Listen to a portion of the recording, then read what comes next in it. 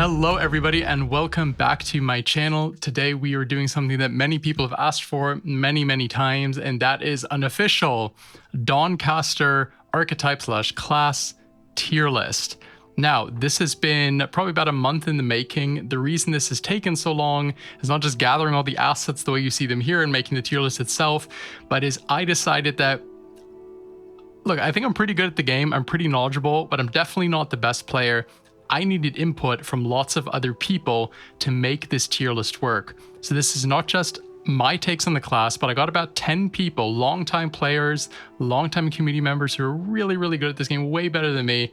And I got all of their input. I got them all to make their own tier list. And now I've sort of averaged them out to create a official sort of community created tier list of all these archetypes. I'll be going through every single archetype in the game that's like not extremely niche. So all of the basic starting weapons, and then a few that are kind of like offshoots or don't necessarily have an official starting loadout, but are really builds, like Deep Wounds Warrior.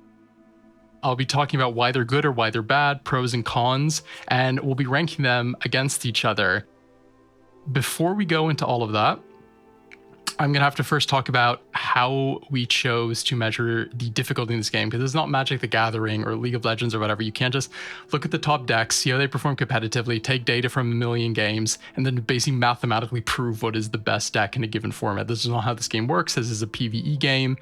There's very little competitive nature unless you're taking part in the weekly challenges, but again, those are weekly, so the turnover is so high, and they're so all over the place, and you know, they manipulate what kind of archetypes you can play, so you can't really do that. So we created a list of 10 rules, which I'll read to you now, that are defining what we measured kind of difficulty against. So hard difficulty, this means your opponents are generating more energy and I believe drawing more cards. This also means that the spine fight is included. So these archetypes have to be able to take down a pinnacle boss, which is the spine. All card packs are available or free to choose from. You can take any map sequence, you can go all core, or if your archetype is better in a non-core map, you can dodge that map and pivot into something easier. It's basically just, can this archetype get to the spine and defeat it and get that victory banner at the end, basically. And they can use any card pack or any combination of them or any map path they choose. All class rewards are unlocked, so we're assuming like all the little like extra 5 starting health, extra 10 starting gold, the health potion to the start. I'm assuming these full unlocks. No malignancies. So no modifiers. Quick shout out to Joel, who sent me his tier list. I read through the list and I noticed he had Chain Arcanist at S tier, which I'll say right now is pretty far off where other people put it. I asked him, oh, why do you think Chain Arcanist is an S tier? And he was like, oh, I only play with like Sorcery, Amassing, Malignancy, and a bunch of other malignancies. And he basically said he has no idea what the game even feels like without the malignancies on anymore. Just always how he plays. Unfortunately, I couldn't use his data in the tier list, but I'll try and make sure to edit it in to pop up his like Sorcery, Amassing, Malignancy tier list of builds here. So thank you for putting that together, our resident speedrunner, Joel. No vaulting, so you can't like, you know, get the best card to the class in a previous run, put it in a vault, pull it out. None of that. No invasions, because basically, I mean, fuck me, they're hard, and it's just like so RNG. And even if you have them on, besides Canto 1, you can just dodge them anyhow. So not a great barometer for difficulty. No save scumming, so you can't just go on a holy build and know you're going to find Zealous with the first talent or Compassionate or on a healing build or something like that. And no seeds, so same idea. You can't just save scum to find the good stuff. You can't use a seed to find the good stuff. So again, hard difficulty, spy find included, all card packs, all map sequence, all class rewards, no malignancies, no vaulting, no invasions, no save scumming, no seed. So we kind of thought this would represent like quite a challenging run where you need to have a bit of knowledge, but you don't need to be the best player in the game to do it. So this is probably after you've been playing for a little while. This is kind of like the level of difficulty you're probably going to be getting towards. I think once you're experienced enough, you can beat basically anything with on normal and challenging. Once you kind of know how the game works, you could basically never lose. So this is kind of a good barometer. I think Impossible is a bit too tricky. Fighting the super secret Uber boss, Pinnacle boss, like that is kind of out of the question because there aren't that many builds that can actually do that well enough that would be a very interesting separate tier list. Yeah, and I just really want to shout out again all the people who took part in this. I'll have all their names pop up here. Especially want to shout out Macrosis. I really hope that he releases his own write-up that he did about this. He did a really, really long, nice breakdown of all the classes and how he would rate them. I hope he publishes it on Blightbane or the Discord or something after this is all done. So today I will be judge, jury, and executioner for this list. So I have averaged out mathematically what everyone thinks of every single class. However, I, as the person who runs this channel, is making this video, I do have some discretionary personal takes where I will allow myself to manipulate the data a little bit to fit my own biases. So to make this work, I have procured some equipment, which I've not opened yet. Ooh, what do we got here? So this is the, oh yes, very good. I hope I don't get lice from this. This is supposed to be like one of those Yoldi judge wigs. Smells like Chinese factory. Great. And then I also have, you can get these for like £5 on eBay or whatever. Check it out. Judge gavel. So the only thing I need to make sure is if I put this down here, and I guess it probably gets picked up a little bit in the microphone, but there you go. So whenever I pass judgment on a build, make a final decision, boom, that's what we're doing, okay? So with that being said, we're going to be doing the single energy classes first, so Arcanist, Rogue, Warrior, and then we're going to go into all the hybrid classes.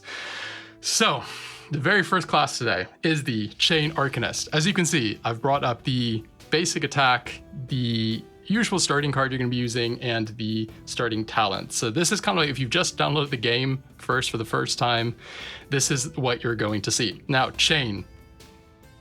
What is good and bad about Chain? So Chain has pretty bad defensives and sustains, so it's already going to be very limited. The problem with Chain is it doesn't have any inherent defenses, it doesn't have any inherent healing. You have this arcane weapon which gives you like every 3 combats you can gain health equal to the amount of magic actions in your deck, but like unless that's a full heal, that's probably not going to do much to you, and it's only going to heal you for a little bit here and there. Your damage, if you make it to the late game, you are basically an unkillable god. You know, Sunforge speedrunning is kind of built around Chain and Mergecraft combined. So when this works, it is unbelievably good, but the problem is getting there is so difficult because like there's so much stuff that can stop you. If you miss one card that doesn't have Chain, it breaks your chain, you lose all your damage. If you don't get like Chain Lightning or something, everything's just going to fall apart. You're going to be taking a lot of beats at the beginning. You probably want to keep those blocks in your deck, and you know, it just really struggles through those early few levels. It is, though, however, I've written down here, it is a 1-pack archetype. So you just need core extended, and you can pretty much do everything this needs to do. So you're probably going to find your key cards a lot easier than with some builds that need, you know, 2 or 3 of these packs activated. However, ultimately, we average this out to a C-. Oh, well, can't have it doing that, can I? Let's do normal view. Was not aware it would do that. In the center, my friends. Presentation mode. Dun, dun, dun. Let's have you go up there. And you go up there. You can see I have used this software before. Very professional. I know. Okay. So, Chain, C-. It's not D tier. It's not like the worst thing in the world, vaguely playable. It's kind of a starter build. If you play with Sorcery or Amassing like Joel, this is, however, apparently S. So, you know, ask him. Next, Firecast. Firecast Firecast Arcanist. Also one of these builds that if it gets going, it's really, really good. This is one of the few Arcanist classes that has sustain. Let me actually swap this over. Ta-da. So, the way it works is you have this torch, you bury a card in your deck, like the fireballs you add into your deck with Fiery Barrage, and then they get cast for free because they're Firecast, and then you burn your opponent out, and then you can do these really cool loops with like Meteor Storm and Combust and Fan the Flames and this kind of stuff. This is one of the few Arcanist builds that has actual sustain because you have Cauterize, and what you also get with Flaming Weapon, your talent you can see over here, is you get the passive gain the Fire Immunity talent, which is actually really, really good because especially later in the game, there are some cantos completely built around fire damage. You are Flaming Immune or Fire Burning Immune. You can just walk right through those. That is actually really, really, really, really strong. However, you still need quite a few cards to kind of like get the loop working. It is pretty RNG based. And unfortunately, you have to turn on the card back Metamorphosis just to get the only talent that matters for this build, which is Gravecaster. If you don't get Gravecaster, this is not going to work at the higher difficulties at all. Small petition here, move Gravecaster to the core set, please. Otherwise, this is like pretty much completely contained in the core set. Just Metamorphosis for Gravecaster. What else did we say here? Oh yeah, this was something I want to mention too, that I've also written down what our standard deviation is from the average vote. So, you know, we have like 10 people or so who are working on this. And this one had a pretty high deviation, meaning about 1.16. So on average, though we rated it a B+, on average, our votes were 1.16 plus minus this B+. So some people put this up in like A+, some people put it like down here in kind of like the bad tier. So this one was all over the place. And I think it's because some people, they kind of have experienced like when it works, it just fucking works. And other people have probably experienced where when it doesn't, it doesn't. And they're kind of more suspect about having found Gravecaster and stuff like that to make this work. So yeah. Solid B+. It's pretty good. It's not groundbreaking. Definitely better than the Chain. Okay, the next one is boom. Let's go. Boom, boom, boom. Frozen Arcanist. So this recently got a buff a few months ago. I believe it was me. The Winter Speaker used to do 1 damage. Now it deals 2. I think I asked like, hey, could we just up this to 2 because 1 damage is really, really low, and the 2 damage is not going to break this build, but it will just help you have to suffer less in those first few cantos. This build, compared to Chain or Arcanist, has much better defensives because you have Frost Block, you are naturally freezing your opponent, which reduces the amount of damage you're taking. The only downside with this is that it kind of struggles to scale its damage a little bit if you're just going pure frozen. It is luckily at like a 1, you know, kind of 1 card pack build again. It's just core. The weapon tilt Rhymestar weapon is pretty good. I mean, starting with the imbued aura of Rhyme, it's not bad. If you lean into corruptions with this, it can get going pretty hard. But then what's making good is more actually like the corrupted side of the Arcanist, not really the inherent frozen bit. So I would just say if you're playing pure Frost Frozen Arcanist, and we pretty much all agreed with this, is Frozen is just a solid C. It's totally fine. It's like not great. There's some cool combos you can do with stuff like Shatter, but we kind of agreed that overall it feels a bit like a worse just playing the Cursed Arcanist from the get-go. What's kind of cool about this build is you can play as like a basic attack build, level 4. Whenever you get your new energy, you go into red, you get like Master of Arms, you just go like all Winter Sprigging out. It can be okay, but you still need to plan to take down the spine, so it's not amazing is what I would say. Okay. Next, we are moving on to the Dark Spire Arcanist. So this is our first pretty bad one. This is technically like D-. I think this is definitely one of the lowest rated ones that we've done. What is wrong with Dark Spire Arcanist? I think the problem is that you have a basic attack that you sometimes just don't want to play. And you're always walking this weird line between being corrupted and not, and putting malignancies in your deck and trying to remove them and dying and not dying. And then when you draw the malignancy, sometimes you're happy, and sometimes you draw only malignancies and you just take a bunch of damage and die, and the opponent dispels your anger and you've done nothing. It's basically like the malignancies are sort of just like strictly worse Fury cards. It's just like playing like a really bad Anger Warrior. So even between the Rotten Weapon that kind of helps you heal, I just don't really think this is there. The one gimmick this build can do is getting the Eldritch Eldritch Flame, is that what it's called? The one where you put a bunch of apples in your deck and you just kind of boom, memorize it, one shot the opponent. This is like pretty okay, but the problem is it does not scale into late game at all, because like you can do that to maybe do like 2, 3, 4, maybe 500, 600 damage, but the spine just gonna be like, okay, you did 10% of my health, now die. Because the problem is once you pass, you have like 100 apples in your deck, you're not going to draw another one of those Eldritch Flames very quickly, and you're probably just going to die. We all had pretty big consensus that this was bad. Oh, I also wrote down this little anecdote here that I remember the first time I tried playing this build, my girlfriend was watching the film Elysium, and I thought that film was incredibly stupid. So whenever I play this build, I think of that film, and it just annoys me. So it is definitely a D. Moving on. We're going to the Caduceus. Holy Healing Warrior. So this is the first holy build in the game. In general, holy is some of the best stuff in the entire game. Even if you're playing the worst holy build, you're probably never going to be below like a B. Oh. Caduceus' whole gimmick is to do damage based on how much you heal. So by default, you're going to have really good sustain. Not amazing defenses, but great sustain. Your passive thing is fine. The gain health equal to 10% of your maximum health, that's totally fine. You have access to holy cards is a more important bit. You're basically just trying to go crazy with healing, find out every kind of sustain card. I mean, it's a holy build. You can pivot into Ascension later. It's pretty good at the start. You have a really good start by going to the grave at the start. Like any holy build, you can sanctify the grave and basically get a free fight on, what's the big chunky dude called again? The one who doubles all his afflictions. I'll remember it at some point. That guy. The other option is you can kind of do a Code of Poverty build with this. Technically, it's best to use Simplicity Malignance. We're not playing with Malignancies. You just get Code of Poverty, you stay low to the ground, and you basically just like spam that card that plays like 3 basics, and your healing just goes up. You try and find Compassionate, you try and find Benevolent, try and find all these healing talents.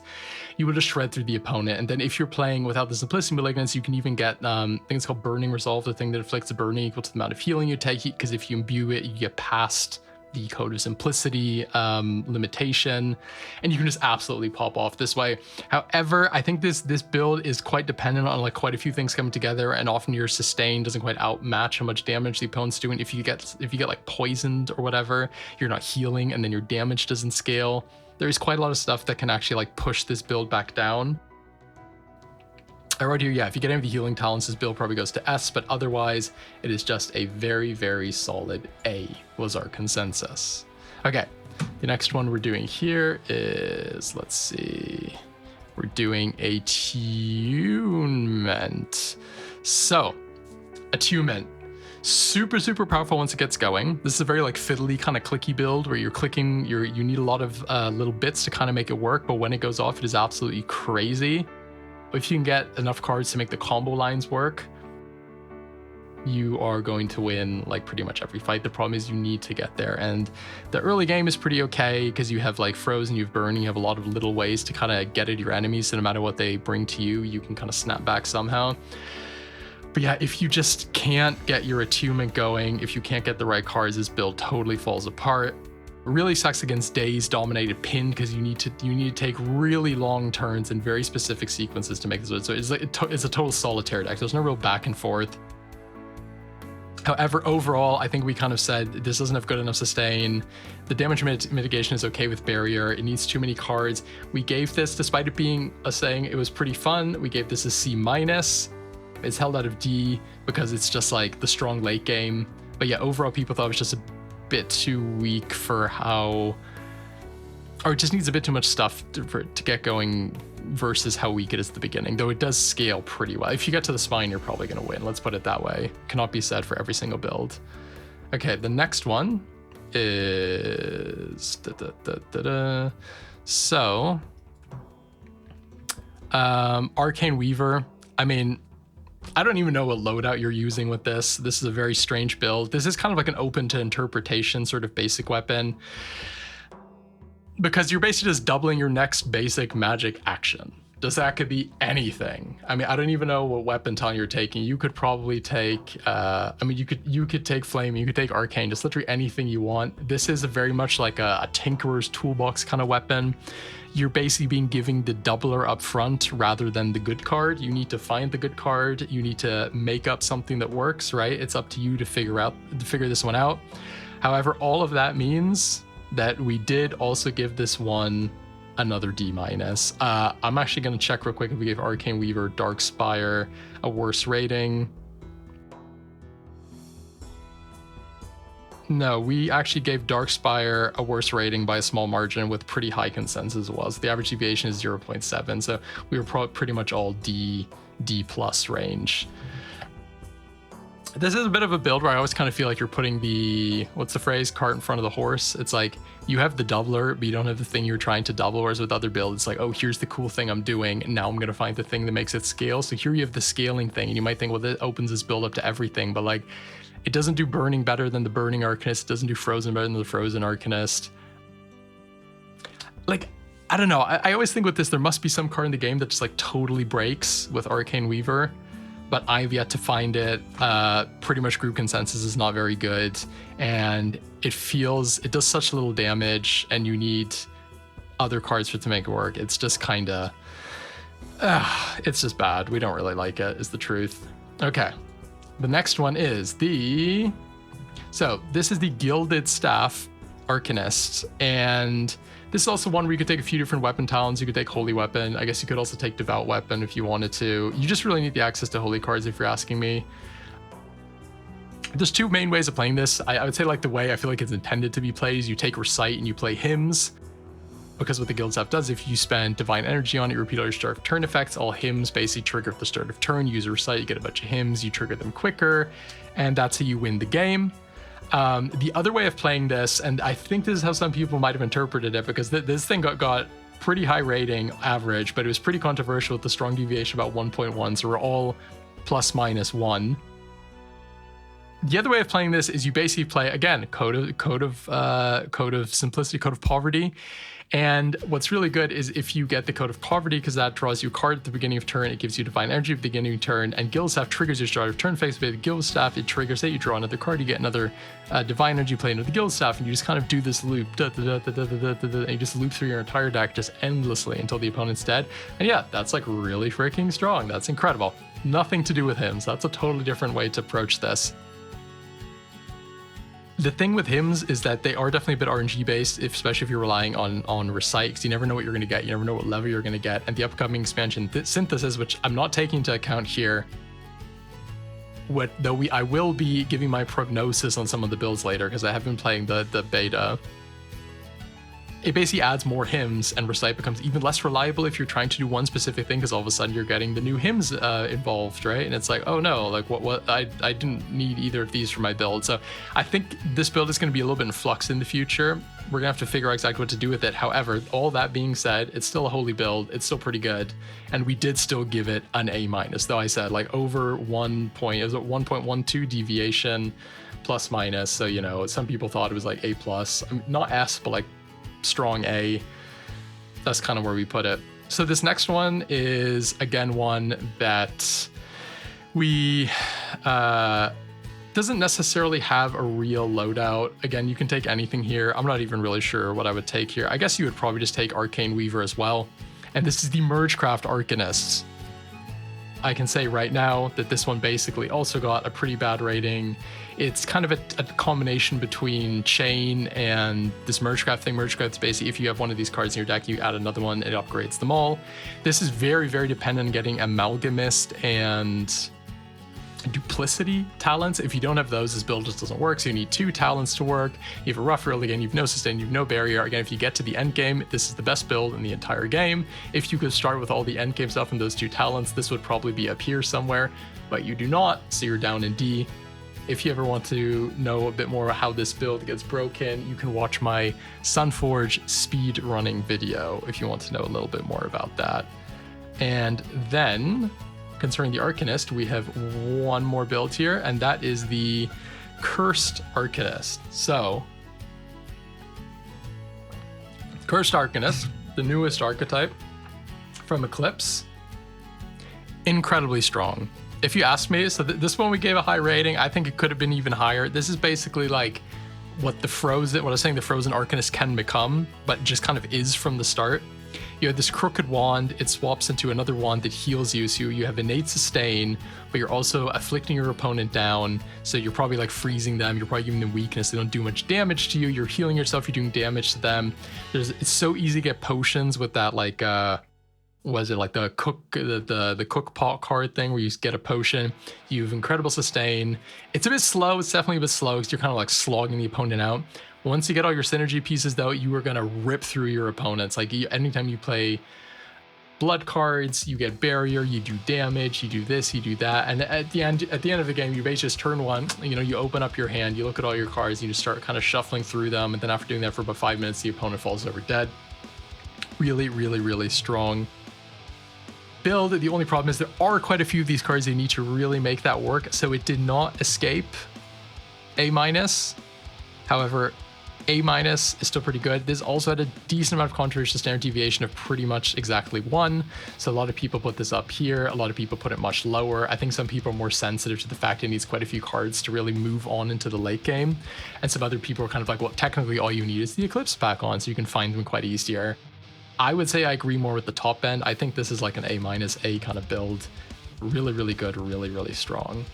Okay, so that is the Arcanist. So no S tier for the Arcanist, not even an A+. Nothing really in the middle either, like the B, B-, C+, C category is kind of not there. It has a lot of pretty good things, nothing absolutely crazy, but it does have 3 in D. And I would say overall, I think this is because blue energy is like the furthest from red in the sense that it doesn't have easy sustain. You need a lot of synergy pieces to make it work. The warrior's a bit more just like Uga Chaka, get your battle cries, get your rally, smash your opponent, get your furies. You're kind of going to be fine on that end. So any build you play is always going to have that baseline of safety that the Arcanist just does not have. Not every build has defenses and sustain, and if you can't get to that point where you have overwhelming damage, you're going to kind of be held back a little bit. That being said, it's super strong. As far as I know, this is actually the most popular class for people to play, taking data from Blightbane at least. So you guys really like tinkering. I would say this is probably one of the most like classes you can do the most weird shit with and experiment with the most. So I have seen people take Chain Arcanist or whatever and clear the game and impossible with it. I think if you're really good at the game, all of these obviously, if you're really good at the game, of course they all get like higher ranked. But I think if you're really clever, you really know what you're doing, you can even make like these poorly tiered ones work. Okay, let's move on to the Rogue. So the Rogue, pure green energy. This is mainly uses like melee weapons. It uses a lot of evasion. It uses potions as its main form of sustain, though it does have a few other ways of doing it. And it has quite a few tricks up its sleeve like that. Let me just get all the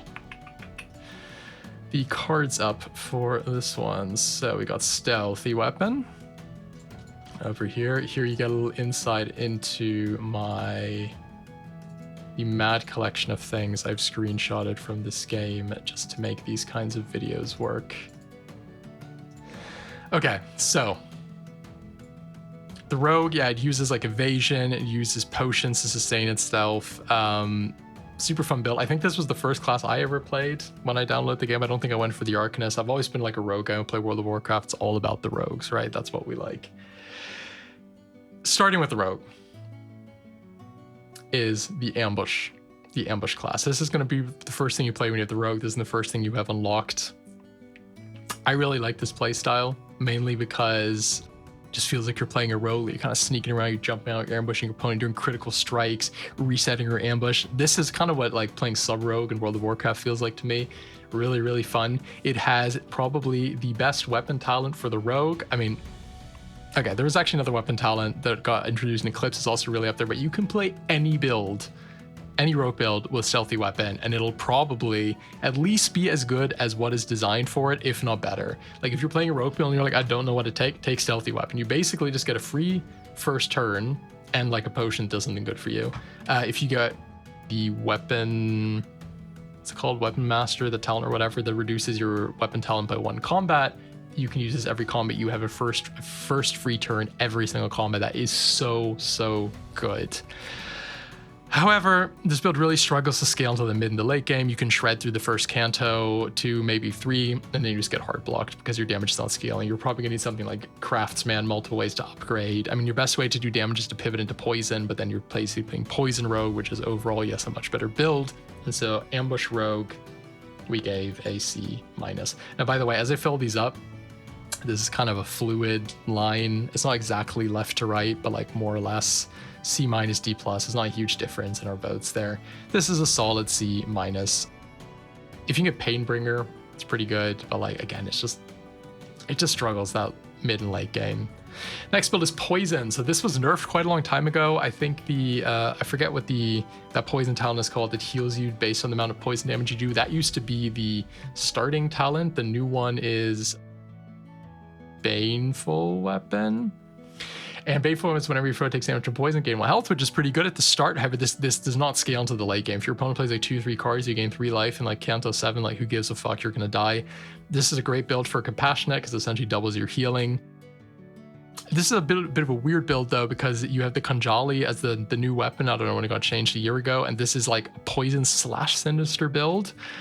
So it's kind of like you can play some Sinister cards. However, probably the best and safest way to play this is you just get Avatar of Blight, like Venomancing, and then you just kind of go off with those. There's also that one Sinister card, Hidden Flurry, I think. And if you can just get like your starting hand to be like 5 Hidden Flurries and you just play them in a row with those 2 imbued, I mean, you basically just win every fight because they scale off of each other and then they all make each other more do damage and hit more often.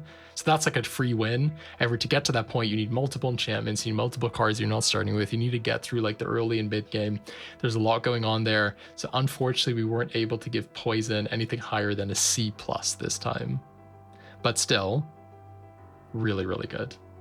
And like the early game. And again, if you can get those enchantments, it's like if you started with those 2 enchantments imbued, you'd be up here. But yeah, it's okay. Not really good. Don't always say that. It's okay. Next one is Sinister. So Sinister and Poison have a lot of overlap, as I said. What you're going to be using for Sinister is this, probably. However, you can use something else. Again, might not even want to use Deadly Weapon. You can just use Stealthy Weapon. Also very good. However, I guess this is a designated loadout. This can go into like corruptions and coins. I'll be honest, this is not something I've played a lot. However, I did get a really good quote from Macrosis here explaining how to defeat the late game with this. He basically said, you've basically 2 endgame lines to choose from or combine, Garret or Donation plus Blood Money. Loading your deck with Dark Aspirations in the process. Neither of these lines have a high power ceiling, but their scaling cannot be interrupted, which is Sinister's main strength. The Sinister is not a buff or an enchantment. It cannot be dispelled. It cannot be removed. Any point of Sinister you got on yourself is like on you, right? That's just there. For yours for the keeping for that combat. It gets reset between combats, but during that fight, it's yours. So that's really, really good. However, it doesn't have good sustain at the start. It doesn't really have great defensives. Later on in the game, once you get a few like cards put together, all these combos start appearing, but it is a little bit of a struggle to get there. That being said, if you can get the combos going, this is pretty freaking sick. And again, just like the Poison Road kind of goes into Sinister, the Sinister can kind of go into Poison, though I am technically trying to rate this just on its Sinisterness alone. We did end up giving this one a pretty weak B+ overall. This does have some overlap with Coin Rogue, as you can play corrupted coins. And so talking about Coin Rogue, let's rate the Coin Rogue. So the Coin Rogue can be played in a few different ways. Where do we have it? Yep.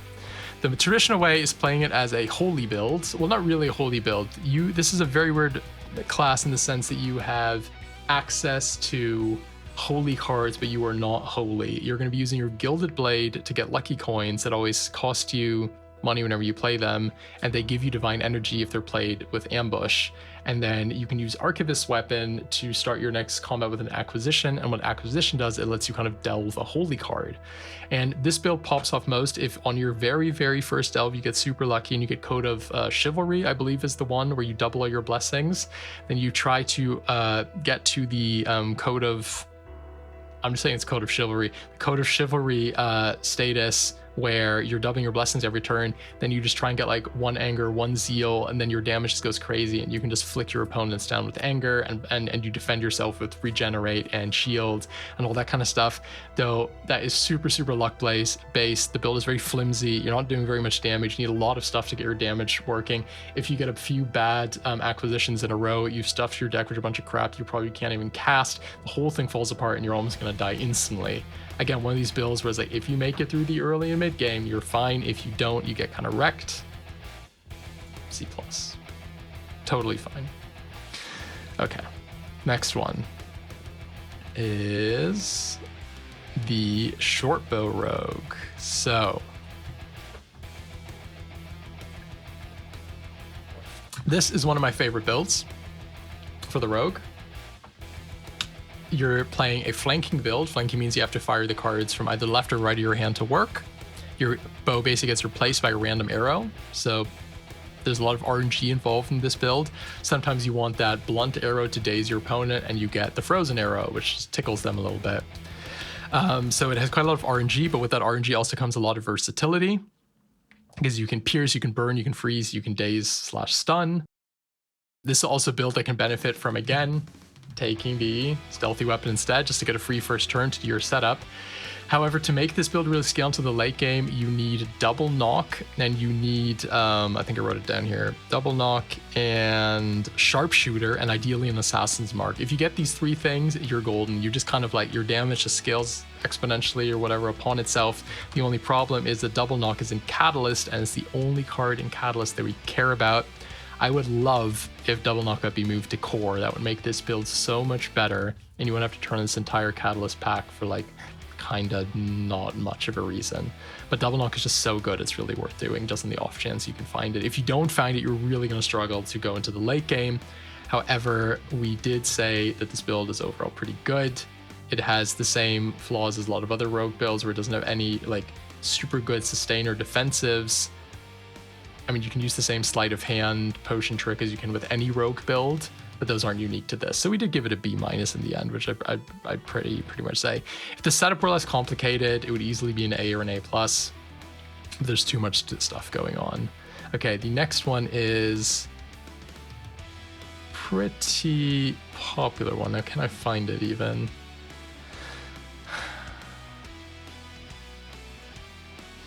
I'm looking for... Oh man, did I not make... I'm gonna have to double check my build here. I swear there is a... Is this the talent for the snares? I haven't played this build in ages. Basically, snares, super fun. Everyone has a period where I think they're obsessed with this build because it's really fun putting the cards in your deck, your opponent drawing them, then not being able to do what they want to do, and dying. However, you need so many cards and enchantments to really make this work into the late game. You need to find so many things, and the sustain just isn't that great. You do get to start with evasion, but the problem is like the one evasion at the start of combat, I mean, it only stops melee attacks, and your fights are going to go like 3 to 8 turns depending what you're fighting, so it's not really going to do that much. You also need to get ambush or finale going, so you're going to get that one really good crossbow at the beginning of the fight, and then probably none until the end. You might not even be able to get down to finale status at the beginning because you don't have enough energy to spend. There's just so much stuff that you need to get going to make this work. I think we put it on average at about C-. I personally gave it the stinker, the D, because I think it needs way too much to work. And I will say this was pretty controversial. Standard deviation 1.26, that might be our most controversial one yet. So some people said it was a solid B. Some people put it in like the bottom of the bottom, basically. Still averaged out to about C-. I mean, someone must have given it an A to give it such a big deviation. And oh yeah, I also wrote down here, to look for my taste, I feel like Charmed Rogue does what this card, sorry, what Snares do, but better. And with that, let's go to Charmed Rogue. So Charmed Rogue is this. It is a very similar playstyle. Instead of ambushing or finale, you're using flanking to add glimmers to your deck instead of snares. And the glimmers basically charm them, and eventually when they're charmed enough, they die. You have the singing weapon, which is whenever you slay a foe, which you will automatically when you kill them with charm, you'll heal yourself. And then you have this Distraction, which also heals you. And this build basically is so much more sustain than the Snare build, and gets around a lot of nonsense that the Snare build doesn't. It does have the downside of the Charmed, it can be dispelled. So if that happens, I mean, sucks to be you. You're just not going to win that fight. This build naturally goes quite well with Performing, though I'm kind of like assuming that we're playing this straight up the way it's like designed to be. Though if you were to cross it over with Performing, it does get even a lot better. Performance will rate on its own later. However, this still gets a B+, despite being able to be Dispel, just because it's pretty good sustain. It has a pretty good early and mid game, and by then you should be able to find the pieces to make it into the late game, though it's not overwhelmingly strong, and its main source of killing, being able to be dispelled, just kind of keeps it out of like the real top ranks.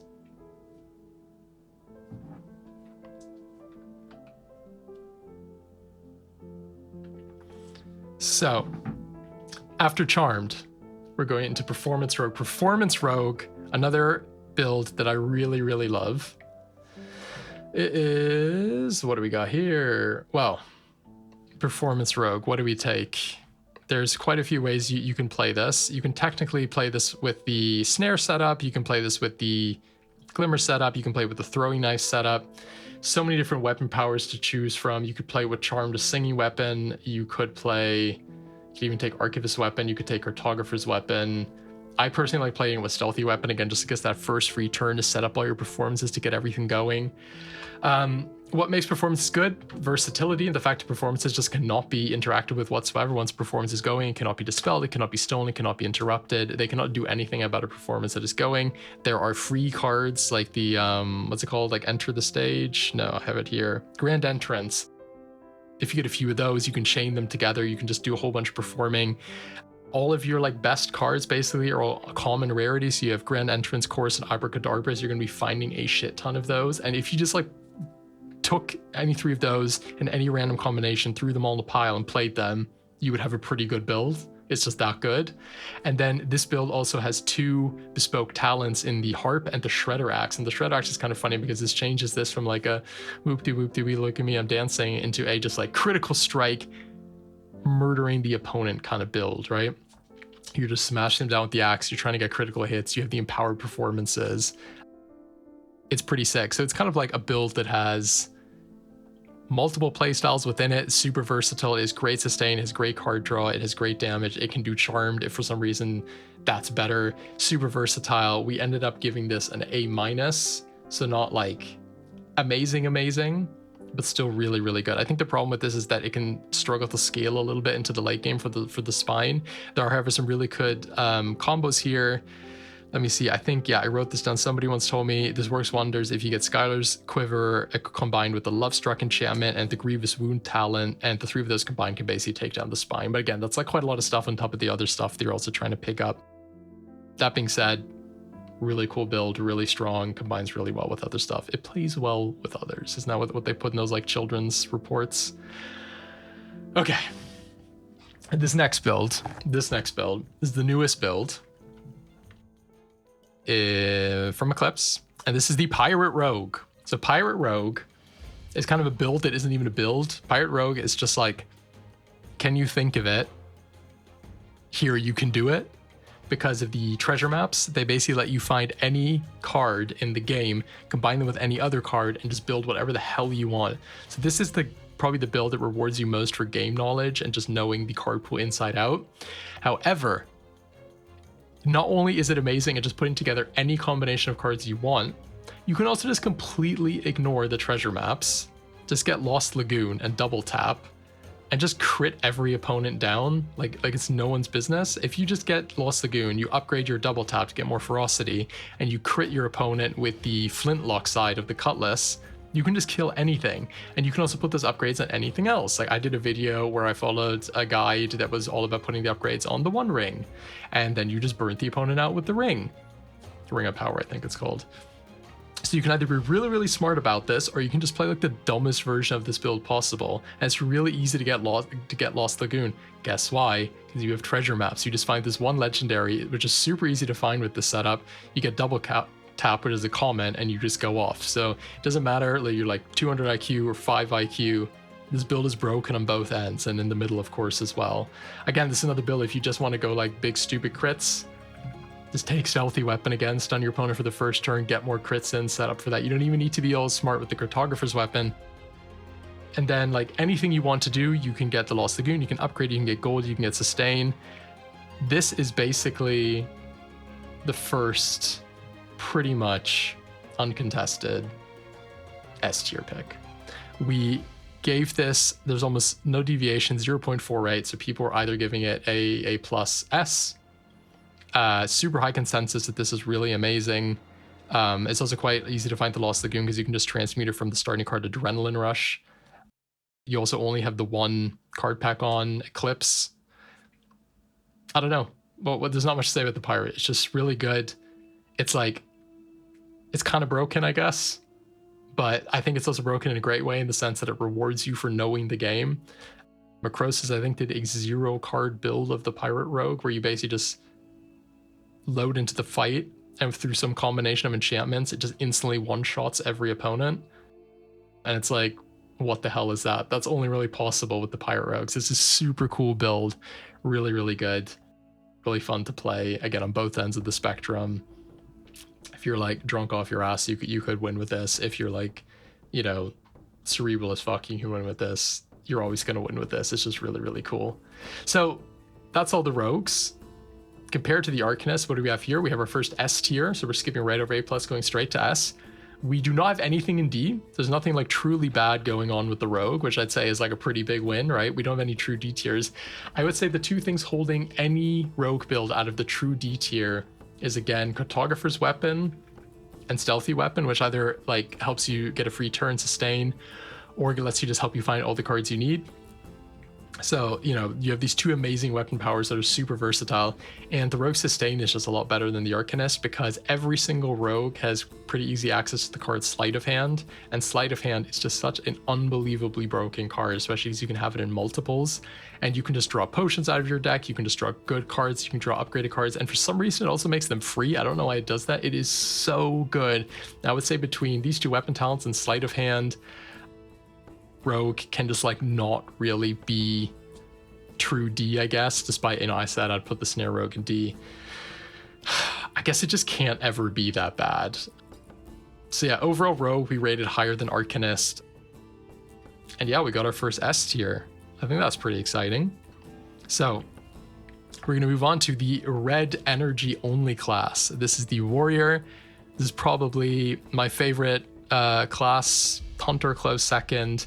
The Warrior, like the Rogue, also has a pretty high baseline because its sustain is so good. Everything it does synergizes with Fury, which draws you cards, which generates Anger, which does more damage, and then you get Battle Cry, which sustains you, which is so easy to find. You can take it in like a million multiples, and it's charges too now, which is initially was supposed to be a nerf, but actually kind of buffs some stuff by allowing you to tick down charge counters, like on the bombs.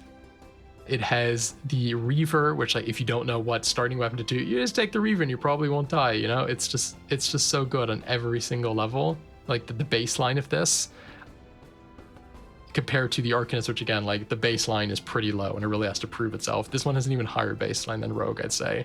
So starting with the evaluations, we're going to take well,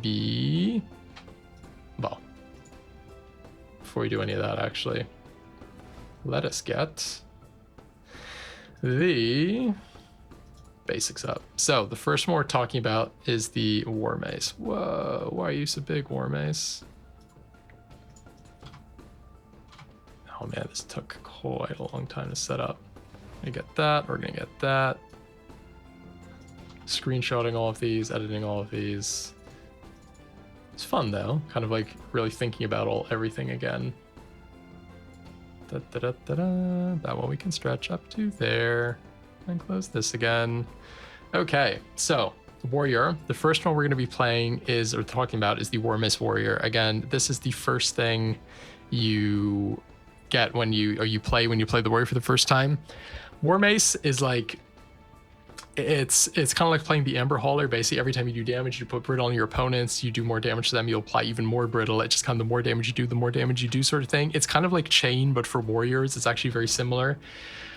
It has a big downside in the fact that if your brittle gets removed somehow, you are kind of screwed. You have to start your damage at the very bottom again, just like Chain. And the problem is that brittle gets hard blocked by evasion, because evasion doesn't just mean you miss, it means you're technically hitting but doing 0 damage, so you lose your brittle stacks against anything that has evasion, which is just really, really bad. Your sustain is like initially also not great outside of, again, the stuff that all warriors have access to.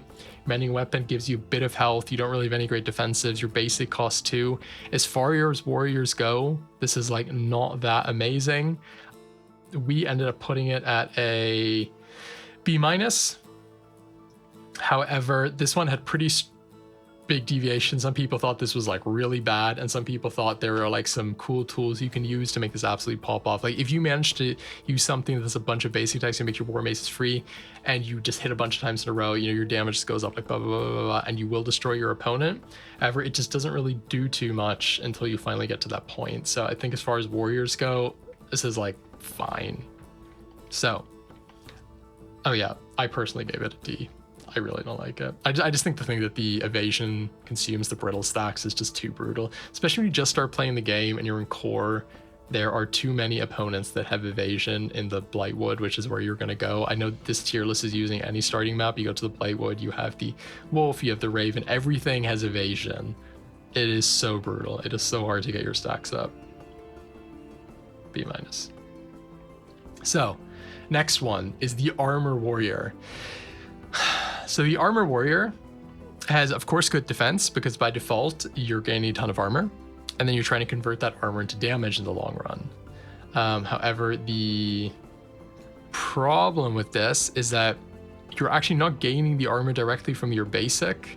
You're gaining it by something else that gives you armor. So you have to hit with your hammer, get an on hit, and then play another card that gains you armor. And then you probably need Bastion, Fortified, yes, to actually carry this armor over to the next turn, to use the armor to do some damage somehow. And at the beginning of the game, I just think this is asking for way too much. We had much higher consensus on this one than with the Warmace. However, we still put it in B-. The thing is, like, the defensives are still pretty good. The problem is, like, your defense is your offense, and your defense gets eaten away whenever your opponent hits you. Unyielding Weapon isn't really like, if you don't have Fortified, Unyielding Weapon is kind of sucks. You might want to just think about taking Raging Weapon or something else, Forging Weapon even, I'm not quite sure. Unyielding Weapon, I'm not even sure it's the best talent to take. Macrosis did actually, though, have this to say about a way to make this work. He says, turn on the Catalyst pack, take Throwing Weapon as your starting talent.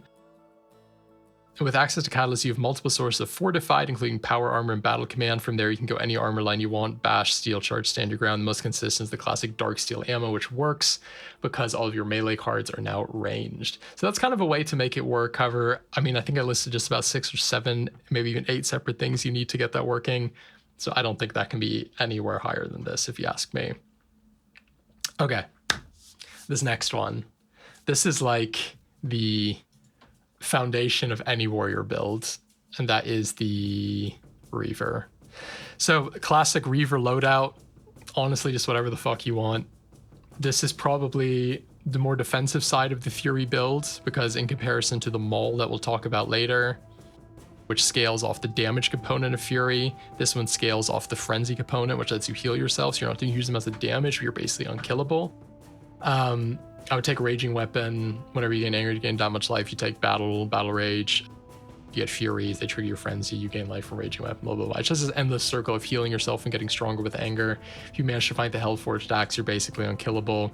This is really, really strong. The only thing you need to do is, before the late game, find a way to stack your anger appropriately quickly to kill the Spine. Because your Reavers do not do a lot of damage. They do not have Rampage, do not scale like better with anger than a normal build. But yeah, incredibly strong, and therefore we also gave it in total an A+. This basic, by the way, we'll get back to this later, is also used for the Valkyrie warrior, like the battle spear stuff. Usually the starting basic you're going to use. So I think a basic that's good enough to be the starting point for 2 good archetypes. I mean, yeah, A+. It's not S. It's not S because like your Fury can still be dispelled or stolen, and especially if Fury gets stolen, you just get messed up, which is really sad. And it does require a little bit of building to get into the late game safely, and it still gets a bit hard cut by poison. So there are a few downsides to it there, so it just can't quite be S, but A+ nonetheless. The next build we're doing is Forgehammer. So Forgehammer is one of these funny builds where it's like it works really, really well on like challenging and hard. It's pretty strong up until you get to the spine, and then the damage scaling just completely falls apart because you need to both you need to keep all your basics in your deck to upgrade the most amount of cards. You need to get them to crit or like echo or recall or something. You need that talent that grants you stagger whenever you do damage, brute force I think it's called. You are powerless against evasion, against impervious, against like big barriers, against being disarmed. All this stuff just brutally knocks you out the game. And I haven't swapped these over yet. You basically also need this thing here, Bloodcraft, to work. And the problem with Bloodcraft is grounded, so you can't make it persistent. And your basics cost 2, this costs 3. You're trying to level it up at the beginning of the game. You need to get enough Forgehammers in your hand to kill your opponent, but you also need to play Bloodcraft in the same turn. So you're often just like passing 2 or 3 turns in a row, not doing anything, just taking a bunch of damage. And if you get interrupted, you're screwed. You lose all your energy again, and you start from 0. There's a lot of luck in like the sequence you draw the Forgehammers and the Bloodcraft that make this work or don't. I think the early game on this is so bad. It is just so bad. This is one of the worst early games. If you can get out of the early game, you're probably going to be like, okay, but then the late game becomes tricky again. Your mid game is probably where you're strongest. You're just going to be one-popping a lot of stuff, but it's just making that jump from the early to the mid game is so tricky that we weren't able to give it much more than a pretty clean C was our average here. I don't think anyone had anything very good to say for it. Like sustain is okay. I mean, you can still obviously lean into frenzy and everything, but it gets a lot better if you get Craftman and the Hellforged weapons. If you can upgrade, like every upgrade you get another upgrade. It gets obviously a lot better. But yeah, it's good, it's fun, but it kind of struggles on both ends of the run. So this next one, and this is where I need to take my gavel out. Deep Wounds. So I'm a bit salty about the rating we ended up giving this one. And I'm going to tell you straight up, this is A+. And I'm salty not because I think we put it too high, but I think we put it too low. So the actual average for this is A. I moved it up to A+. Final decision. I think this is actually S tier. Deep Wounds, I think, suffers from not having a real starting loadout. So there's no card that says whatever Deep Wounds. However, what you just do is you just take this, the standard Reaver loadout, and you're just playing a standard Reaver game. You just have to find the Deep Wound cards, right? And finding the Deep Wound cards, because they're all self-sustained in Metamorphosis, I think, you have 1 pack on it, you're gonna find them. You're gonna be able to find them. It's not that hard to find them. And there's only really one you need, which is follow through. The others are like fun to have. You can also do some silly stuff with like headshot and like critical hit stuff. There's a whole build built around that. And Deep Wounds, they just bypass every mechanic. They can't be negated. Even if you like miss with half the Deep Wound cards, they somehow still like apply a Deep Wounds, or at least it used to be that way. I still think 1 or 2 of them do it that way. They generate bleeding. You can get the special talents, like what is it, like hemorrhager and the other thing. Then you draw cards, you gain energy. And this is actually, funnily enough, a build that doesn't even work on normal or challenging, because before you can even apply the 5 Deep Wounds, you've already killed your opponent with your normal damage. So you're basically just playing the Reaver Warrior, which is A+ right there, but like better. So to me, I mean, if this is A+, and this I feel like, you know, just has to be S. I can't. Oh, I mean, we said it was A, but if this is A+, this is at least A+. I'm putting in front. I'm putting in front of it. But I just think it's S. I just think it's so good. It just bypasses so many mechanics. You know, the spine is this whole like anti-Deep Wound mechanic.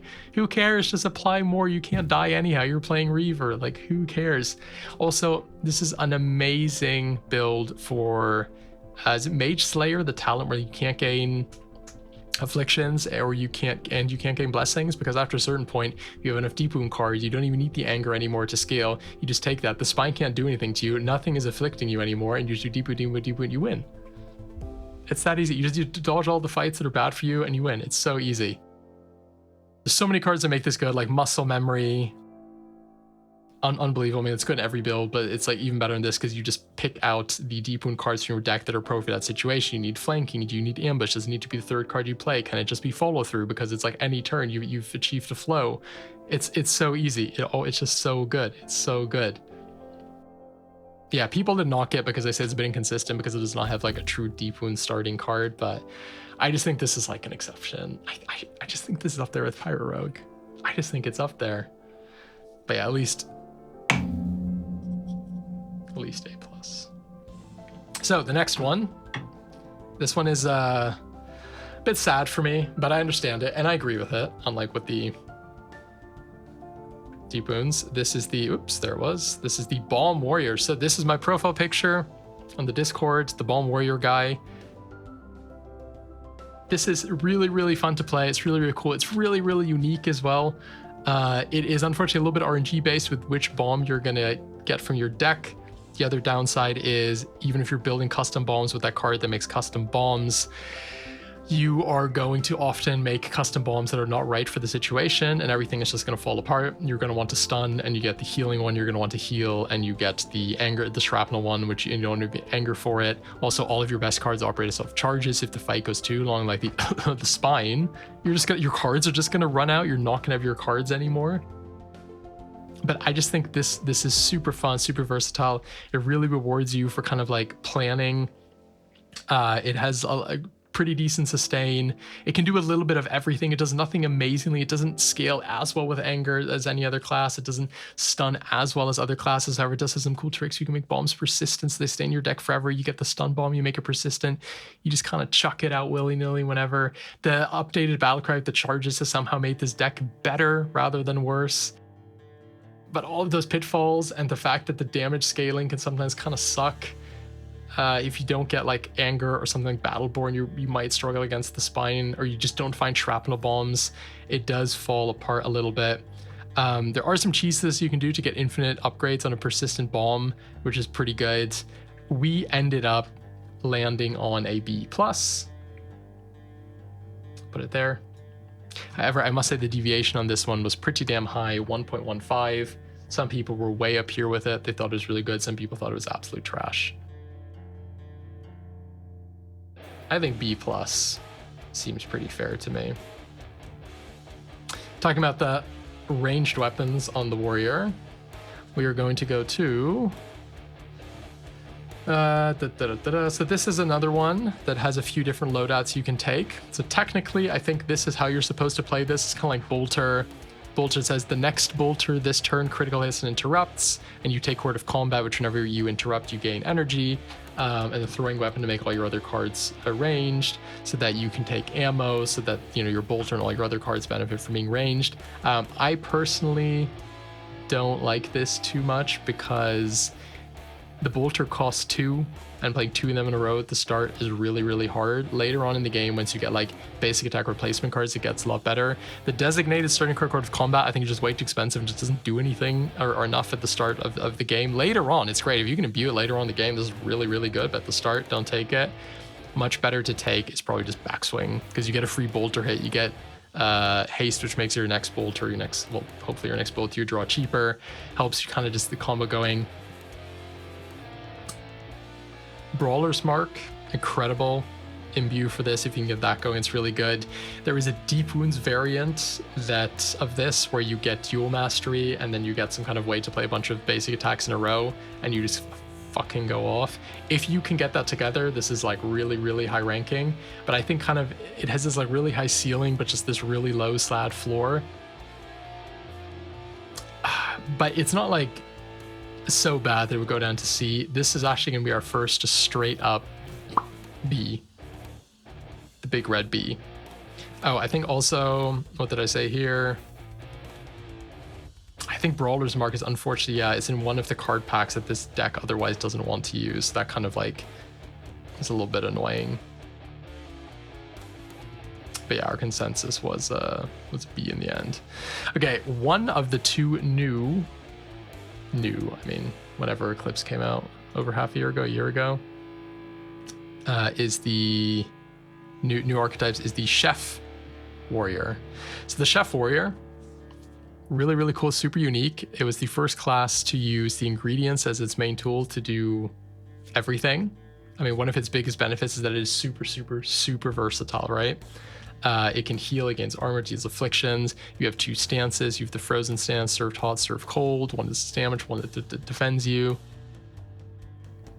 You can become like stun immune with this enchantment, but it also helps you go off the ingredients. You can spam stuff. You can just go like basic attack damage. It's a super strong all-rounder that like doesn't really have like a crucial flaw, I would say. It's just really, really good. It can also even go deep wounds. Oh my god, it's deep wounds, my favorite thing in the game, right? So like if you're fighting against an opponent that you can't get through with your other stuff, you just get sharp leaves, you turn on your deep wound pack and you just play as a deep wound build, and then you're playing deep wounds warrior. I mean, I guess actually, you know what? I guess this is the deep wounds loadout, isn't it? Like just playing the Chef Warrior. I guess that does involve in turning on Eclipse as well, so you're not going to find the deep wounds things as easier, but you do have access to sharp leaves. I mean, it's really, really good. It's really, really good, but it does still need quite a few things to function, and it's not like overwhelmingly destructive like Pirate Rogue. So we weren't able to give it anything more than an A, but that's really good. Still an A, right? So another pretty fun build is the Warfists Warrior. So the Warfist is basically kind of like a shuffle build. You're trying to like shuffle through your deck, use stances. Every time you draw your Warfist, they do more damage. The end game of this is you're either trying to get a World Breaker and you're just like shuffling it infinitely, and then you just one-shot the Spine or Dante or whatever you're fighting. The other kind of more honest way of playing this is you get Cataclysm and you do a bunch of shuffles and you just throw a Cataclysm. It just kills the opponent. There's probably one of the best Sunforge builds in the game. You just take Cataclysm as your starting card and you basically can't lose. It doesn't sustain or defend quite as well as other warrior classes necessarily. The Earthen Shield is good because it does give you resilience, but I don't know, I kind of struggle with this one a little bit. Once it gets into the mid or late game, and especially if you have the early World Breaker, man, this thing is fucking strong though. And so at the end of the day, we were still able to give it a very solid S, pretty much the exact same as Chef Warrior actually. Macrosis also threw in this little line here, describing the endgame as your endgame is a 5-card deck with an infinite loop with 2 Earth Shuffles, 1 Surge of Strength, 1 Stance / Lunging Strike, and a World Breaker. And you just do anything dies because of the way World Breaker stacks its damage. Okay. One more warrior build to go, and this is the Valkyrie. So the typical Valkyrie loadout is probably going to be something like this. Now Valkyrie, incredibly strong class, incredibly strong. There's two main ways of playing this. You either play it the honest way, and the honest way of playing it is you just put battle spears in your deck, you recur them, you heal yourself with Reaper, and you just kind of do these loops and you just fight your way as a kind of a holy warrior. You do burning, you do some little basic attack tricks, whatever. That's very good already. Again, it's just a Reaver build, right? How bad can it be? The other way of playing it is the battle spear, making a untempered battle spear cursed. This makes you probably it's probably the strongest build in the game if you manage to do that. The problem is that does need a few things to go right. It's not super predictable. If you go to the meadows, you can get a legendary item from the Wounded Molekil opportunity, which you can try and transmute into Dark Mirror Vial, which is probably the most reliable way of making something cursed. You curse one of the right battle spears, you upgrade it with Molten Fury, you go off. I made a whole video about this, how this works. It does require a bit of luck to get everything going at the right time, but again, you have a lot of time because you Reaver to heal yourself, so you can sort of just like babysit enemies and just sit on them and kind of heal until you get the right pieces to get going. However, we were not able to rank this any higher than A on average, and I'm kind of thinking the reason this is probably ranked lower than Reaver Warrior is you're diluting the card pool a little bit. You're trying to focus on more things. And I guess technically if you're trying to play Valkyrie Warrior, yes, you could just play Reaver and just ignore the battle spears, but then just play Reaver Warrior and have everything be a little bit more compact.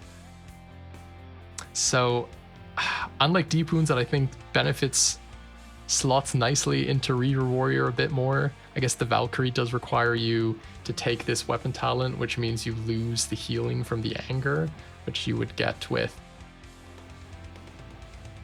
Raging Weapon, which you would have as a Deep Wounds Warrior. So overall, we couldn't put it up to A+ with the other Reaver builds. What it does have, however, is it's one of the few classes that actually kind of benefits from dying and getting scars. I think, is that the only class in the game that's actually like happy to die? But yeah, super strong build, incredible build with is it strength in numbers? Whenever you put a Battle Spear in your deck, it triggers strength in numbers. I don't know if that's still in the game. That's been patched out or whatever. Yeah, really cool. You can watch my video on how to do the little Cursed Battle Spear thing, and you can do like 10 billion damage a turn. It is absolutely insane. So Warrior, that's all the Warrior builds. Oh no, it isn't. I missed the Fury Warrior. You know what? I didn't even do a write-up about the Fury Warrior because I guess it's just sort of so generic, it doesn't really matter. Fury Warrior. I mean, again, like with this, you can take Reckless Charge, you can take Battle Rage, you could even take Bloodcraft, or you can take Raging Weapon, Reckless Weapon. I mean, you could take a lot of stuff with this, but I guess something like this is probably the generic loadout. This is kind of like the opposite of the Reaver, where instead of using the hurting from the Battle Rage to gain life, you're doing damage with it. You go for the Hellforged Axe, you get a bunch of Angry Stack Anger, you kill your opponent. I think this is like a pretty strong build, but it's not like incredible. I think the Reaver variation sustain is better than the damage in the early and mid game. Later on, damage becomes better, but to get there, the sustain is much better. What did we actually give this in the end? Fury Maul. Oh, we gave this a pretty solid A. I'll put it right there. Yeah, it's really good. It has all the typical things that are good about Warrior. I mean, it's one of the best ones that scales with all the things that make a Warrior good, like Battle Cry. Yeah, not much to say about it really. It just does everything all the other Warriors build does, but just like does it more, I guess, if I can say it that way. So yeah, that's all the Warrior classes. On average, you will see they're higher rated than the Arcanist. They're higher rated than the Rogue on average. You can see we've got 4 A's, 2 A+. Again, nice. We got B+ here, we got B's. We don't have anything like truly bad. I think just the baseline for the Warrior is so high. It is just really high because every Warrior just does well with Anger and Fury and Battle Cries and all this kind of nonsense. You just can't really make Warrior that bad, you know? Like, even if you had the worst loadout in the game, which I guess we've agreed on is Forgehammer Warrior, I still think it's Warmace. It just can't ever be that bad, so the baseline just pushes all the builds at least to like B tier-ish. Yeah, so that's the Warrior. Take a short break, then we'll get back to the 2 color classes. 1, 2, back at it. Okay, so the next build archetype class we're going to be looking at is the Seeker. So I will be honest, this was the main class that made me think I need to make this a community/group project, because Seeker is by far my least favorite class. I don't really like most of the archetypes. I don't like the playstyle. I don't like the clone stuff. I don't like the channeling. I don't like this. I don't like any of that. However, I know it is really powerful, and so I had to get some other great players on board to really like fill me out on this one. So I only rated about half of these archetypes. The others I just left empty on my sheet, and I let some people that are a lot better at this than me evaluate a lot of these. That being said, the first one I do know how to play, which is the Knuckles Seeker. This is basically a Cascade melee deck. You can play this with Focused Weapon. Focused Weapon is kind of like the stealthy weapon of the Seeker. If you don't know what else to take and you have a basic attack, you just play this. It's pretty good. It's not as good as Stealthy Weapon, but it's pretty strong. The other thing, you can take a Surging Weapon, not bad either. I mean, these are all kind of like, oddly enough, the weapon talents, despite the Seeker's builds all being really far apart in how they play, their weapon talents are like surprisingly generic. Like you could play almost any of these with any Seeker build, like these at least like Quarterstaff Knuckle style Seeker builds, and they'd be fine. But let's say you're taking this, you're stacking a bit of focus, you're hitting with your Knuckles, you're mind striking. It's like just a pretty solid, good melee build. You can dip into red energy for anger if that's kind of what you're doing. It does have some pretty good strengths in the sense you can make a ton of basic attacks very quickly, because if you just have a bit of energy and a few knuckles, you can do like 6 to 10 basics in one turn. If you get the red enchantment Master of Arms, this really goes off. If you can dip into war and get a bunch of anger, I mean, this is basically like a hidden warrior build if you ask to me.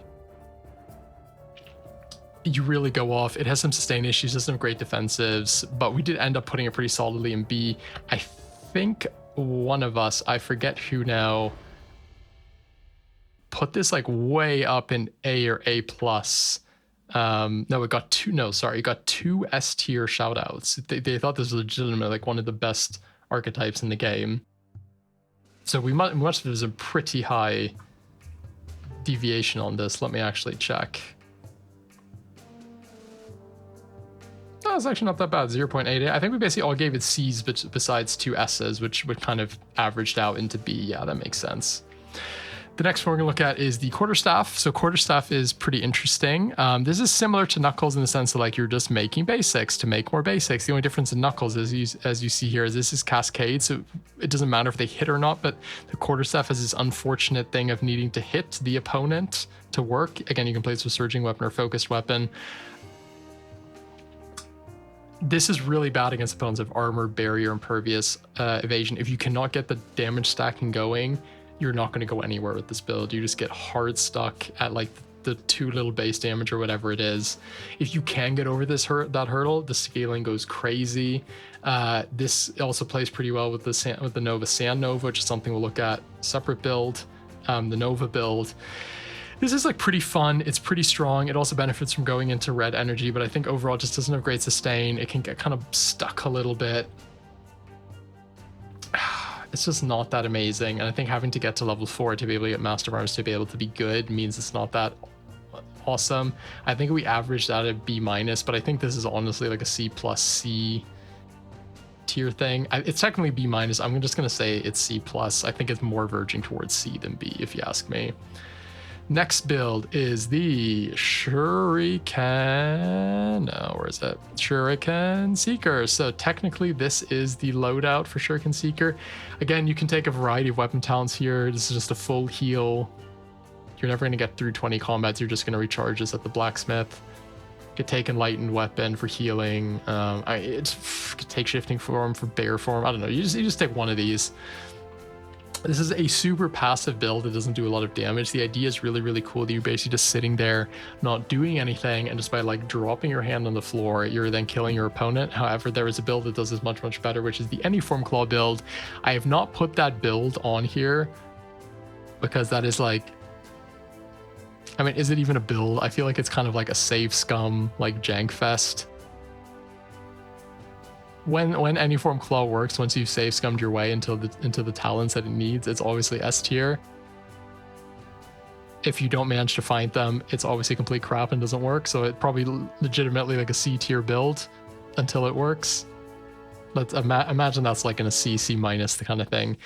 Anyhow, the Shuriken is you're just dropping everything. You use pacifism, not take as much damage. It's kind of like a turtle stall build, but the problem is there is a much better turtle stall build that does everything this does, but a million times better, and that's just playing Dragon Seeker. So this one got a C- average from us. Not very good. Next one is the Triglaive. So Triglaive is kind of built around momentum. Again, there's a few different starting cards you can take for this. You could take Steel Soul or Vitalize, maybe Vitalize because you're going to be spamming these a little bit. I played this a little bit. I'm not hugely knowledgeable about it, but I got quite a few quotes from Macrosis about it. He says about the power of the build. Here we have another Solitaire deck. However, this is a Solitaire deck that cannot really finish the combat one turn, so the challenge is finding enough damage to beat the spine. Of course, you turn on Catalyst, so looking for Leave a Mark is a must. Then unfortunately, most key cards, the skill ranged actions are actually in the Rogue kit, so you need the Bullet Time Sharpshooter and Double Knock, and you can use Televan Compass. Sorry, that's one of the starter cards from the Rogue, which you can pick up to find what you need. He does say it's pretty survivable because early game you have Skill Shot and late game you have Rainbow. You basically get that from the bow. If you can find Prismatic Shard, you have basically infinite evasion. If you can find Desert Veil, set evasion becomes impervious. Flying Carb is also a great pickup here. Otherwise, Momentous Recovery is an excellent healing talent. Now again, that's about 10 separate things that got named there. So the people who do play this think it's pretty good, but it's not better than a B. Definitely not. So next one is Seer's Orb. Seer's Orb, I really like the idea of this build. I've played it a bit. I really suck at it. This is a build that is really bad against certain mechanics, especially stuff like burning. Oh my god, you just get hard countered by burning because this is another stall build. You're basically trying to stack up Doom on your opponent to kill them. You're foretelling your orbs to stack Doom.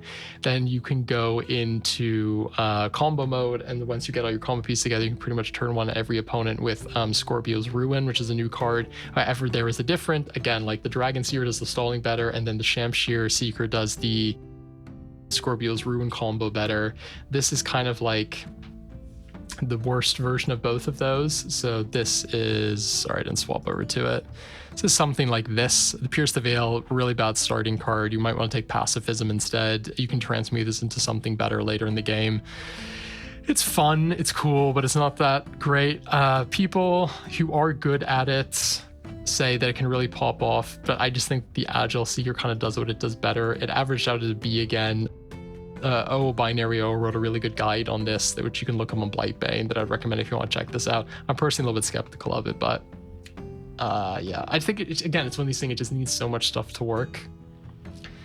Yeah, so talking about the Agile Seeker, I'm going to skip over Stardart real quick, go to Agile Seeker. Agile Seeker is basically the newest archetype from Eclipse. This is using the new Agile mechanic, which is basically a better evasion. As you get evasion, you get Agile, then evasion also dodges magic stuff. This has quite a bit of damage front-loaded because you see the Shamshir at its base level is doing, if you have Agile, you're doing, what is that, 10, and if you have the +1 upgrade from the reward tracker, you're actually doing 12 damage.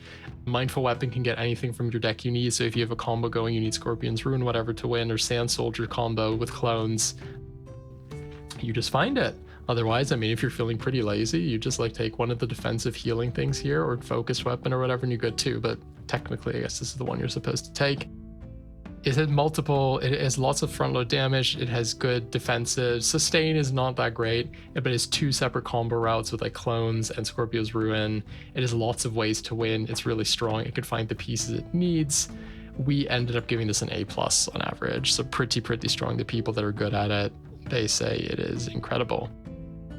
Let's jump back real quick to Stardart Seeker. This was actually not something I initially had on here, but somebody pointed out this is kind of technically its own build. However, the D in Dart unfortunately stands for D tier. We were not super convinced by the Stardart Seeker overall. Starting loadout for this, it is kind of like an alternate Seer's Orb build where you're just trying to stack your focus and unlock revelations. You need to try and get Starfall, but that requires channeling. Your focus can be dispelled or stolen. You need to get Playing Ball, Aura of Brilliance, and Oracle's Pendant, but they're all kind of tricky to get. I just think this needs too much to work for much too small payoff, and it doesn't really have a great starting loadout because you can't get a Stardart as your like starting card. So D tier. Clones. So clones. This is pretty interesting because this one was all over the place. This has got some S's, this has got some C's. I have seen some of Valko's videos where he goes absolutely off with clones and it just looks undefeatable. I mean, in principle, if you can get the clones going, you will win, right? Because if you just hit as many times as you can with anything, eventually you will win. This, I guess, is like technically the clone loadout, but you can play it a few different ways. Any Seeker build can dip into clones. It just scales off your basic attacks, basically. My problems with it is interrupting, channeling. There's just too many things that can stop it. Not really my play style. I find it too clunky. It lacks sustain, it lacks defensives a bit. I think you need quite a few combo pieces to make it work, but when it works, man, it really goes off. I think this is one that benefits from player experience as it's a bit quirky. I think newer players are often going to be stumped by how to make this work, or they're going to drop it, which I do remember this happened to me. Nonetheless, we put this at a solid B, along with Knuckles and Triglaive. But again, it did get some S's from people who were like quite experienced at the game. So the next one we have here is the Dragon Seeker.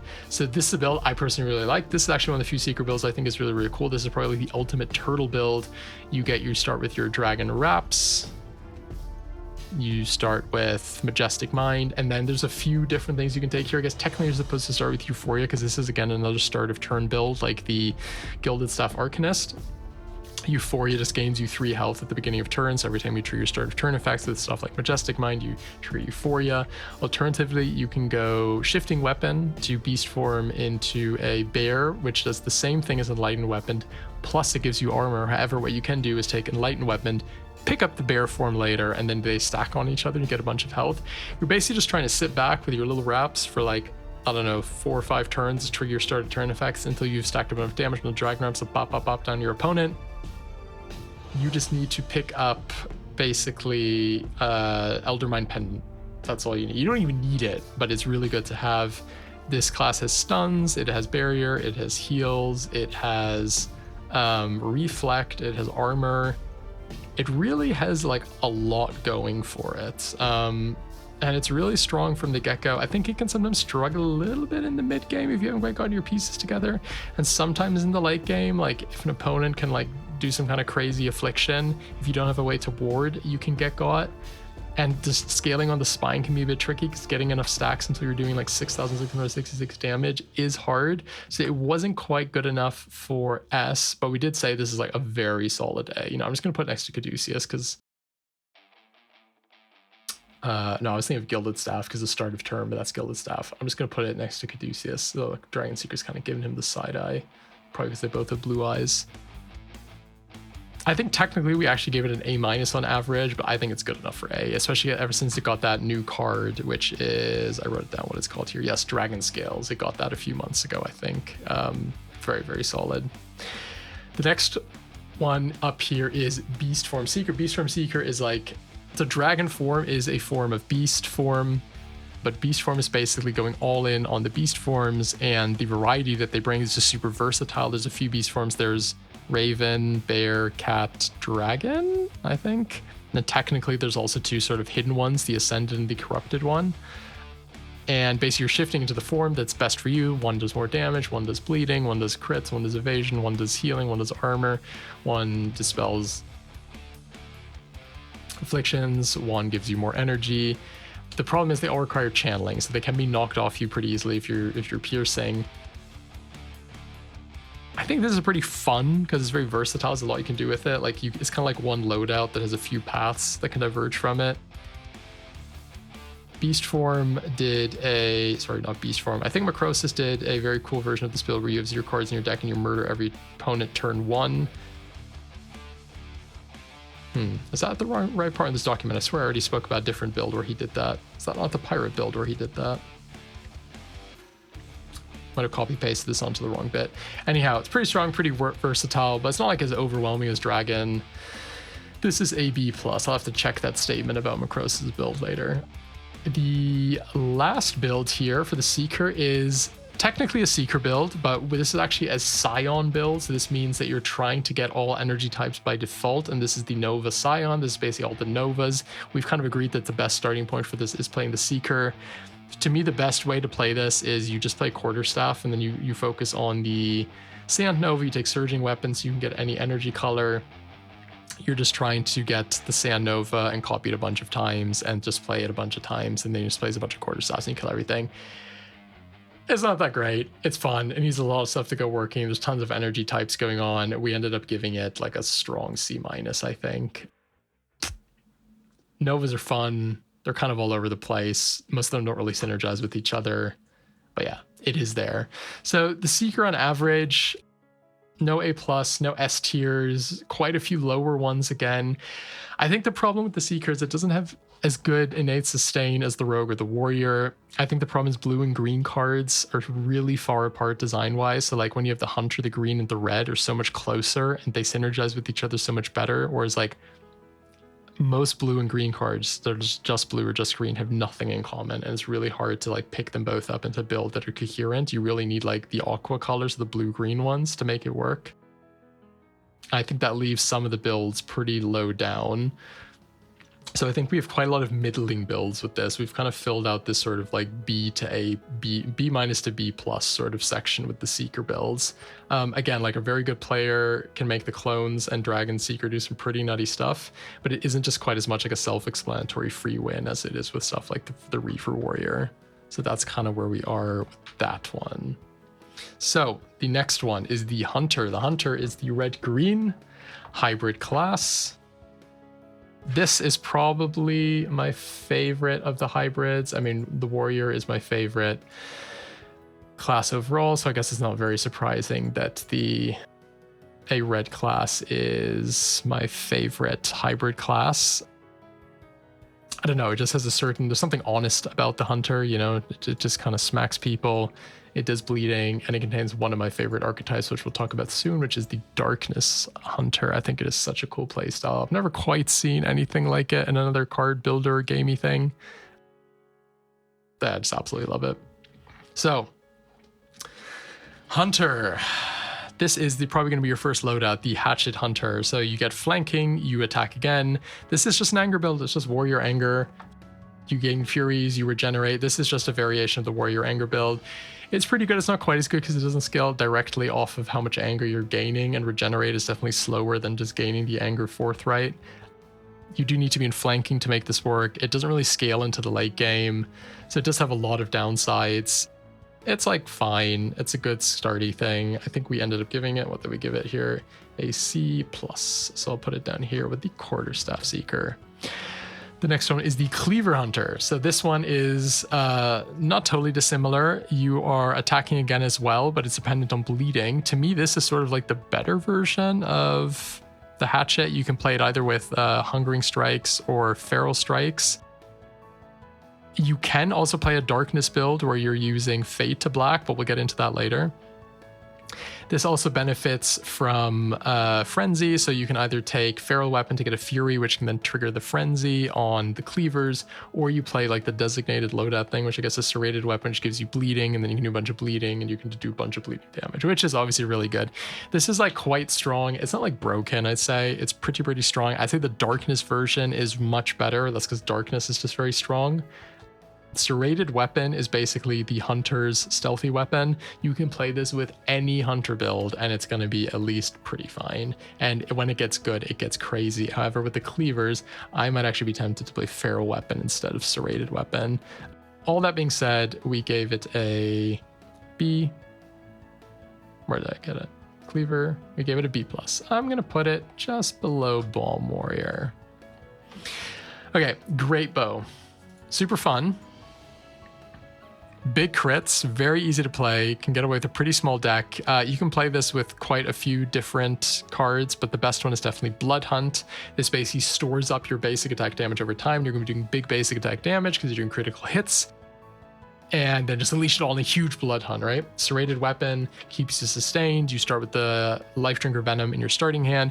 You launch off your first Great Bow. End of turn, you swallow the thing. Next turn, you hit them with another big Great Bow hit. You gain a ton of life. You're not going to die. Your early game is unbelievably strong. One of the best early game builds. Your mid game just as fine. Your late game is where it gets a bit tricky. You need a few things to make this work. You can turn on Eclipse to try and find double tap to do kind of a worse version of the Pirate Rogue. So you can already tell this is not S tier. It's pretty bad if your opponent has stuff like Impervious, because this requires Ambush to go off, so you can't like get rid of the Impervious to something else. However, you can pick up Vanishes to reset your Ambush, which is pretty easy to do.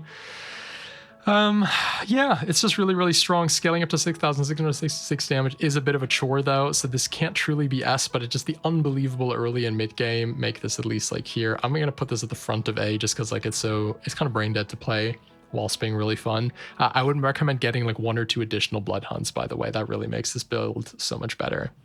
So the next one, it's an interesting one. This is a build I've tried a few times and never had much success with it myself, but recently I've seen a lot of people posting some pretty decent results with this, and this is the Chain Hunter.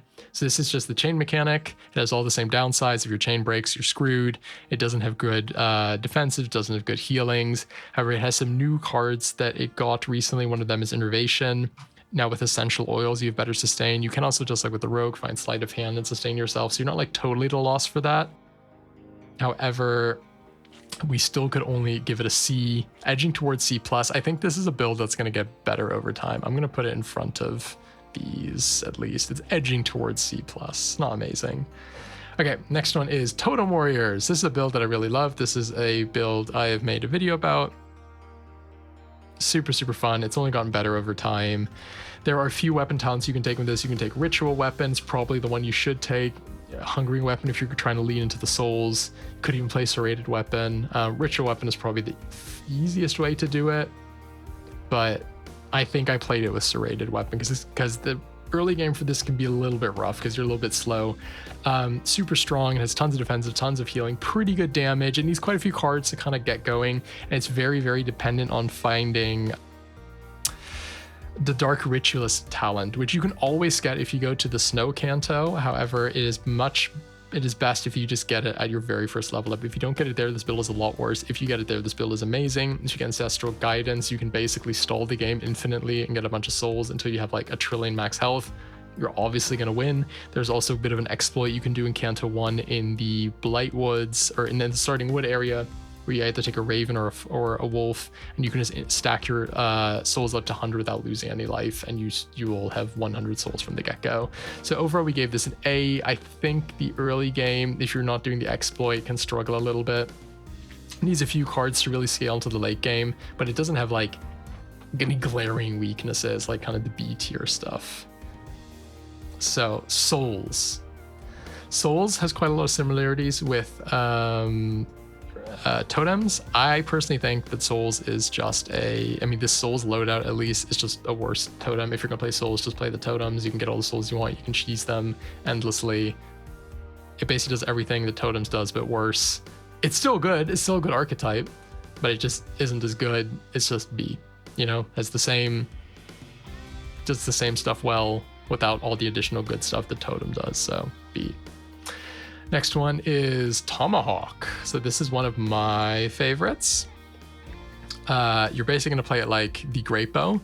Instead of having multiple Great Bows that can crit though, you're just going to get this one Tomahawk and you're going to hit your opponent, you're going to recur it, you're going to play it again over and over, you're going to snapshot that damage onto Blood Hunt, and you're going to do a shit ton of damage with like critical hit, with Deadeye rounds, with ammo.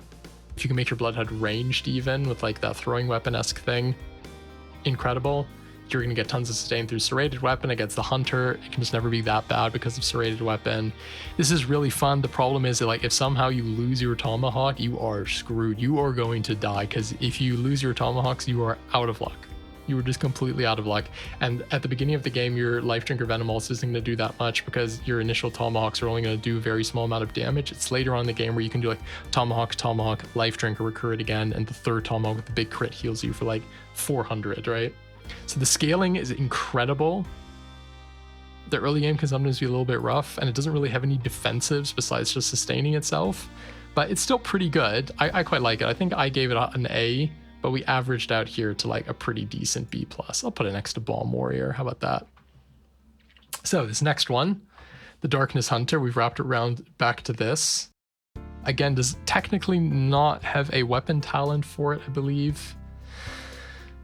I mean, you can play anything with this. A Feral Weapon is pretty good. Serrated Weapon is always really good, isn't it? Basically, the way Darkness works is you trade off maximum health for Darkness, and Darkness basically consumes all like on hit effects. So your opponent can't hit you while you're in Darkness. However, if they remove all your Darkness, you get stuns. You're like revealed. The whole point is you're basically in Darkness. You're building up your ferocity to just do one big hit and like blow up your opponent all in one go. This is one of the best scaling in the entire game. Once you get past the early game, you're definitely going to win. Once you get to mid-game, if you've gotten to mid-game, it means you have your starting cards, your good cards, which are basically all commons. What's it called? Cloak of Night? I didn't write it down. It's like Cloak of Night and that other thing, like Dark Hunt or Dark Pursuit or something. One gives you the starting ferocity, the other one doubles it, and then you just kind of sit there, you stack it, and then you one hit your opponent, you heal up to full with the ferocity. What is keeping this out of S is that you are super vulnerable to afflictions, you're super vulnerable to piercing damage because your maximum health is really low.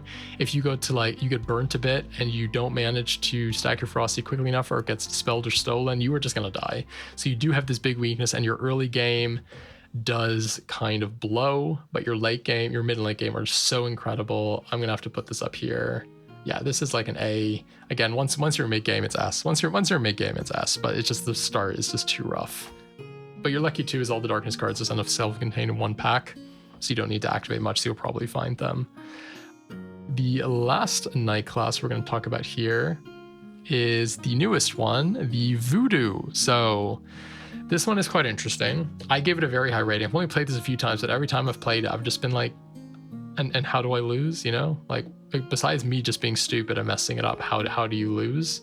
You have so much sustain, you have so much damage. It's very slow, but it does do it. So much sustain, so much damage. Your scale, I mean, you scale bigger than even the spine. Like you are the raid boss with this. You perform, you have versatility, you just have everything. I think personally, I gave this one, I don't remember, like an S or strong A or something. However, I think general discussion I had with people is they were like, it's very good, but, whereas I tend to be, it's very good but there were much more voices, it's very good, but, and I think they kind of said that, like, you know, if your potency gets dispelled, you get kind of screwed. I don't know, it's just kind of slow, so sometimes if you end up fighting an opponent that's like a bit faster to get to you, you just get burnt down. This is on the verge between B+ and A-. I just really think it's so much better than that, so I'm gonna have to do my gavel, and I'm gonna have to put this in A. I'll put it at like low A. I don't even think it's A-. This is really good. I've seen people do crazy stuff with this, but something about it that just didn't quite make it S tier. So, in summary, the Hunter, no S or A+. What do we have? 1, 2, 3 A's. We have an A, a B+, or 2. Nothing truly bad. I mean, the chain build is pretty low down, but it's not like bad. Again, I think the Hunter just has like this really high baseline. This serrated weapon just kind of keeps the whole class just out of the gutter. So that's like really impressive. Yeah, it's gonna do a lot. It can really do a lot. The sustain like isn't quite up there with the warrior, but it's definitely not as bad as like the Arcanist. So I would say that's kind of what keeps in this like upper mid category, where it's not like breaking the game like the pirate rogue or the warrior, but it's never falling flat on its face. Yeah, it does have this Death Deals weapon, which is like the weirdest weapon talent in the game. I think everyone's tried this at some point, and it's just really hard to make work. It's such a cool idea. This is something I hope that the devs look at again in the future and kind of like work around a bit, because the idea is super cool and super fun. But it's just the payoffs are a bit too low for what you're getting. So where does this leave us? This leaves us at the last build, which is the Knight, another fan favorite. This is probably my third favorite overall. I mean, I guess I'm just biased towards all the red classes because warrior is my favorite, and these are all just divergent warriors in a sense. Let's see, that is the starting card, and then, oops, I've got these all wrong. This one goes down here, goes up here. This can go over here. Then we have the talent, starting talent, the knight, and the fortified weapon. So yeah, red class is for the win. I think that's basically what we're learning here. I mean, the takeaway from this list is sustain good, right? Sustain good. So this is the class that is the easiest access to holy out of all the classes.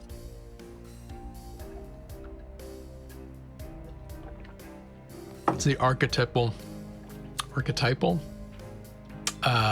paladin class, really. It's the knight. So the first one we're going to look at is the longsword / armor knight. So longsword armor knight is the first one you're going to be playing. I think this is better than the armor warrior because you get the armor straight up from the longsword, and your bolstered strike deals critical hits. You get fortified right here with your weapon talent. But at the end of the day, this build really struggles to scale its damage after the early game.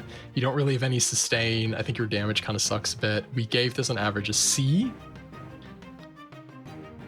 I think this has potential to move up in the future though when synthesis comes down, but yeah, not amazing. In comparison to the longsword, we have the great sword, so it might just be a semantic difference, but this build is so much stronger.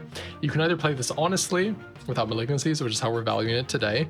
You're basically critically hitting whenever you spend a divine energy, which you can get with smite and zealous weapon. Zealous weapon really good if you get the thing that reduces your cooldown. You get this every single combat, so you basically just have Aura of Zeal permanently imbued.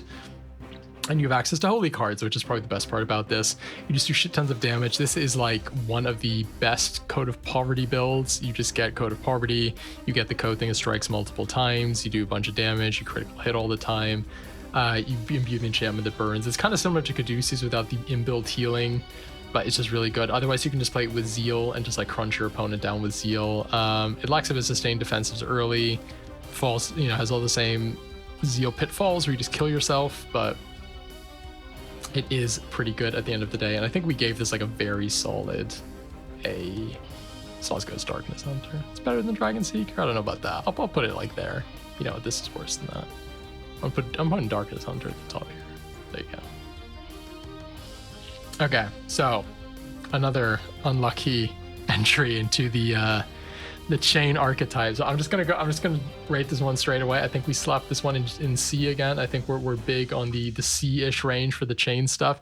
All the same downfalls. It doesn't really solve any of the issues that chain has. Again, I've seen people who figured out how to make this viable and impossible.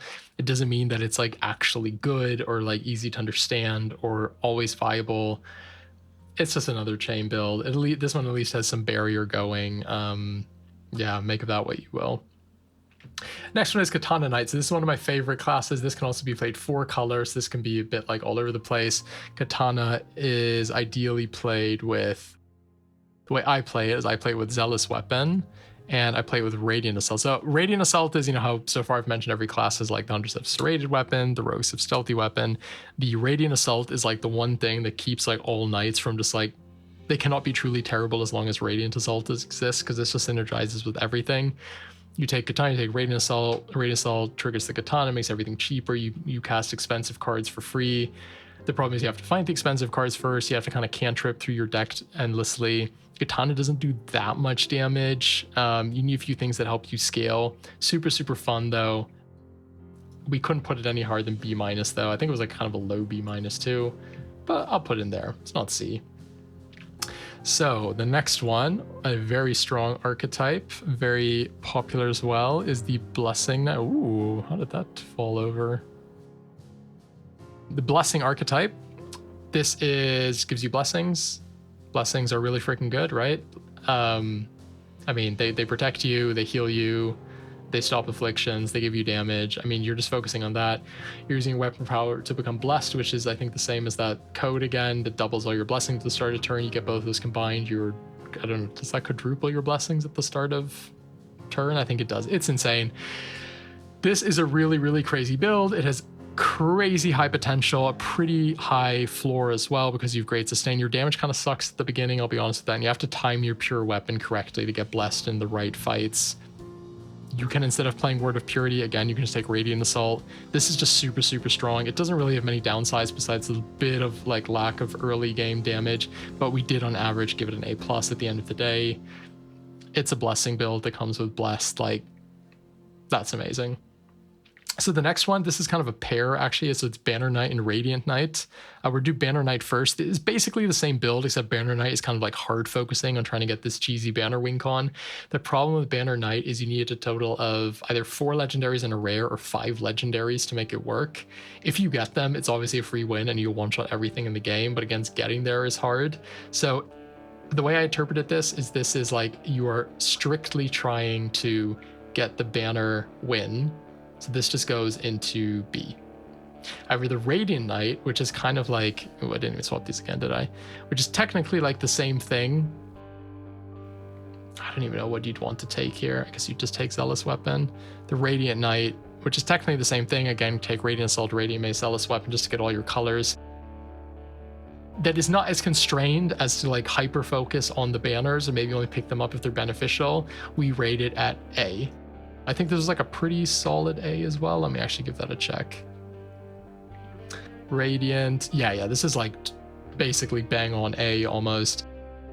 I mean, it just does a lot of damage. It gets blessings, and without kind of constraining yourself to forcing the banner win, it's definitely better than the Banner Knight. These two are sort of the same thing, except again, the Banner Knight is like forcing something. The Radiant Knight is it. You just play Radiant Assault, Radiant Mace, you get a ton of Divine Energy, you spend it on some like holy cards because you have Zealous Weapon, I don't know, you ascend, whatever, like you're just playing a holy build, you're a knight, it can't be bad. This is kind of like the Reaver Warrior of knights, right? Like you're going holy, you have Radiant Assault, it's gonna be good.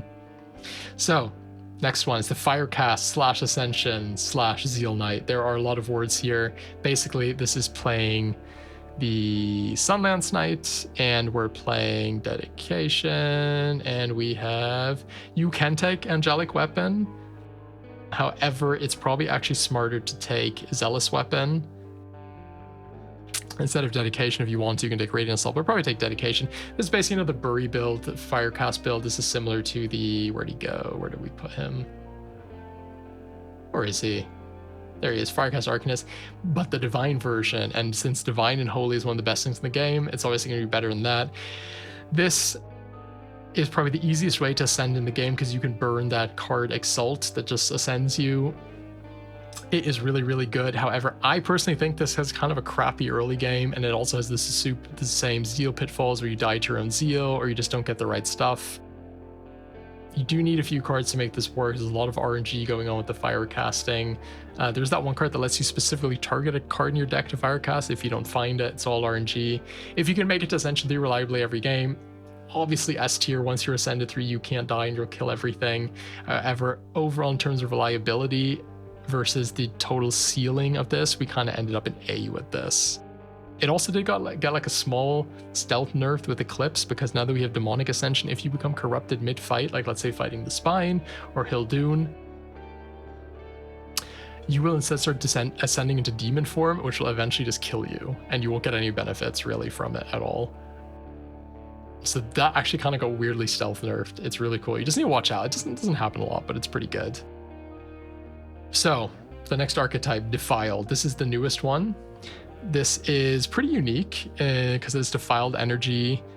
Again, it's kind of an anger build. Man, there we go. Okay.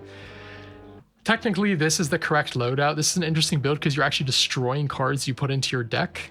There's a combo version where you just instantly stack that one card that like destroys the last card and then adds upgrades to it. There's a combo version, your whole deck is just like 30 of that card and you just one-shot everything. It takes a while to get going. The more honest version where you're just ascending is a little bit trickier. You need to watch out. It's very swingy in terms of health. Again, people have recommended instead of taking Calm the Hunger, take Radiant Assault. I mean, Radiant Assault is always good. I think it struggles a lot. You can turn a Metamorphosis in addition to Eclipse, but then you're like a 2-pack build, which means you're less likely to see the real things you really need. You turn a Metamorphosis to get Dark Increase to have more sustain, but then if you don't find them, you kind of have a dead pack on.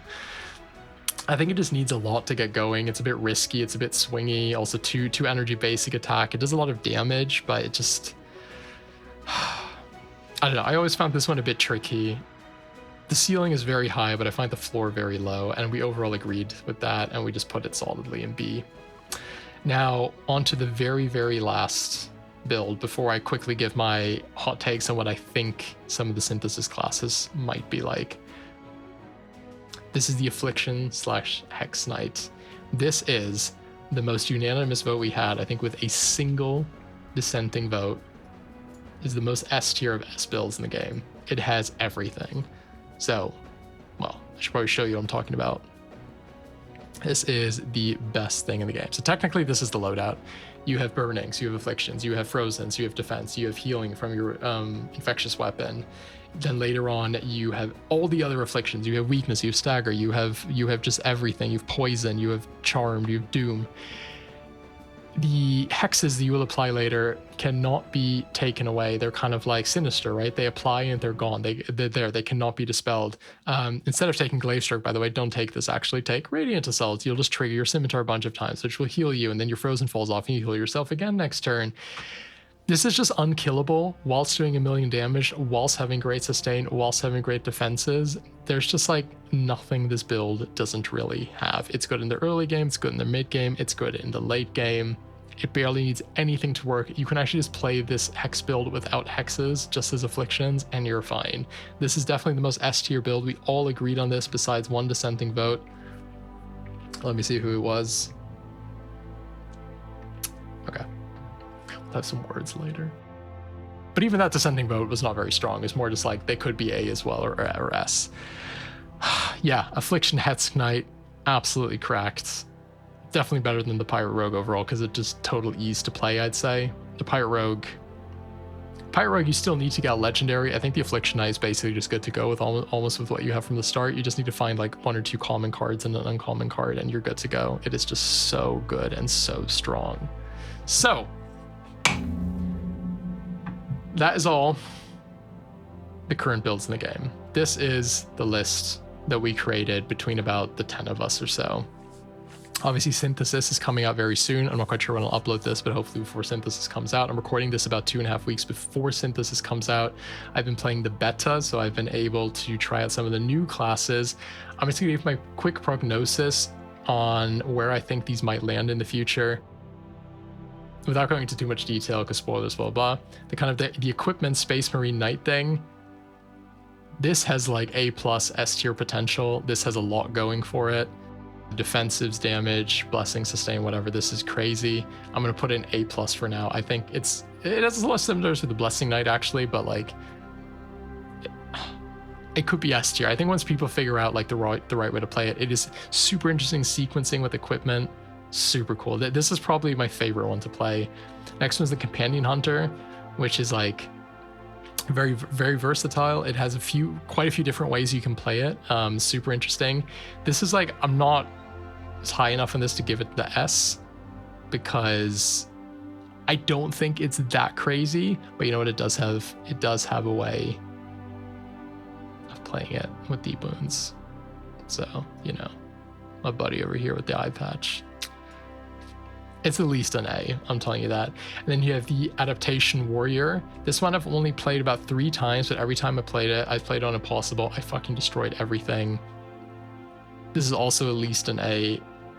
What could obviously happen in the next 2.5 weeks is these builds all get nerfed. The very first version of Companion that I played, the Companion damage was so overtuned. It was an easy S. You just one-shot everything from like the first counter. No, like, I'm legitimately telling you, like one-shot, it was just so funny. We're so overpowered, but they reeled that in to much more, still very strong, still super fun, much more realistic kind of levels. The other ones, I played the Seeker one once. I thought it was pretty interesting, but again, Seeker's not really my thing, and I haven't really tried the other two, so I couldn't really say much about those. But this is my like early prognosis. So we'll do another one of these, or well, we'll update it again in the future. When Synthesis is out, we can add the new classes after we have like, you know, a few months of data to go back on, and we'll update this. We'll also move around other stuff that we think has gotten significant changes over time, or certain things, or certain, you know, a new build has come out. I really hope you guys loved watching this. This was really fun to put together. I ended up rambling for a lot longer than I thought I would, but I've had a great time just going through all of this. This was super cool just to get everyone's input. I actually learned a lot from everyone who helped me put this together. There were lots of cards I hadn't really thought about, lots of ways to play the game that I kind of underappreciated. So I just want to shout out every single person who helped me put this together. I don't want to start naming any names because I'm going to forget someone. I was too stupid to write them down before going in here. But yeah, thank you everyone that made this possible. Thank you for watching. I will be posting this tier list in the Reddit post / Discord and YouTube descriptions. You can make your own. You can have your own takes and stuff. Tell me what you think was legit and what wasn't, where you would rank things, what you would change, what kind of blew your mind. Let me know. Like, subscribe, do all that good stuff. But otherwise, you know, just have a good day, okay? And see you next time. Bye.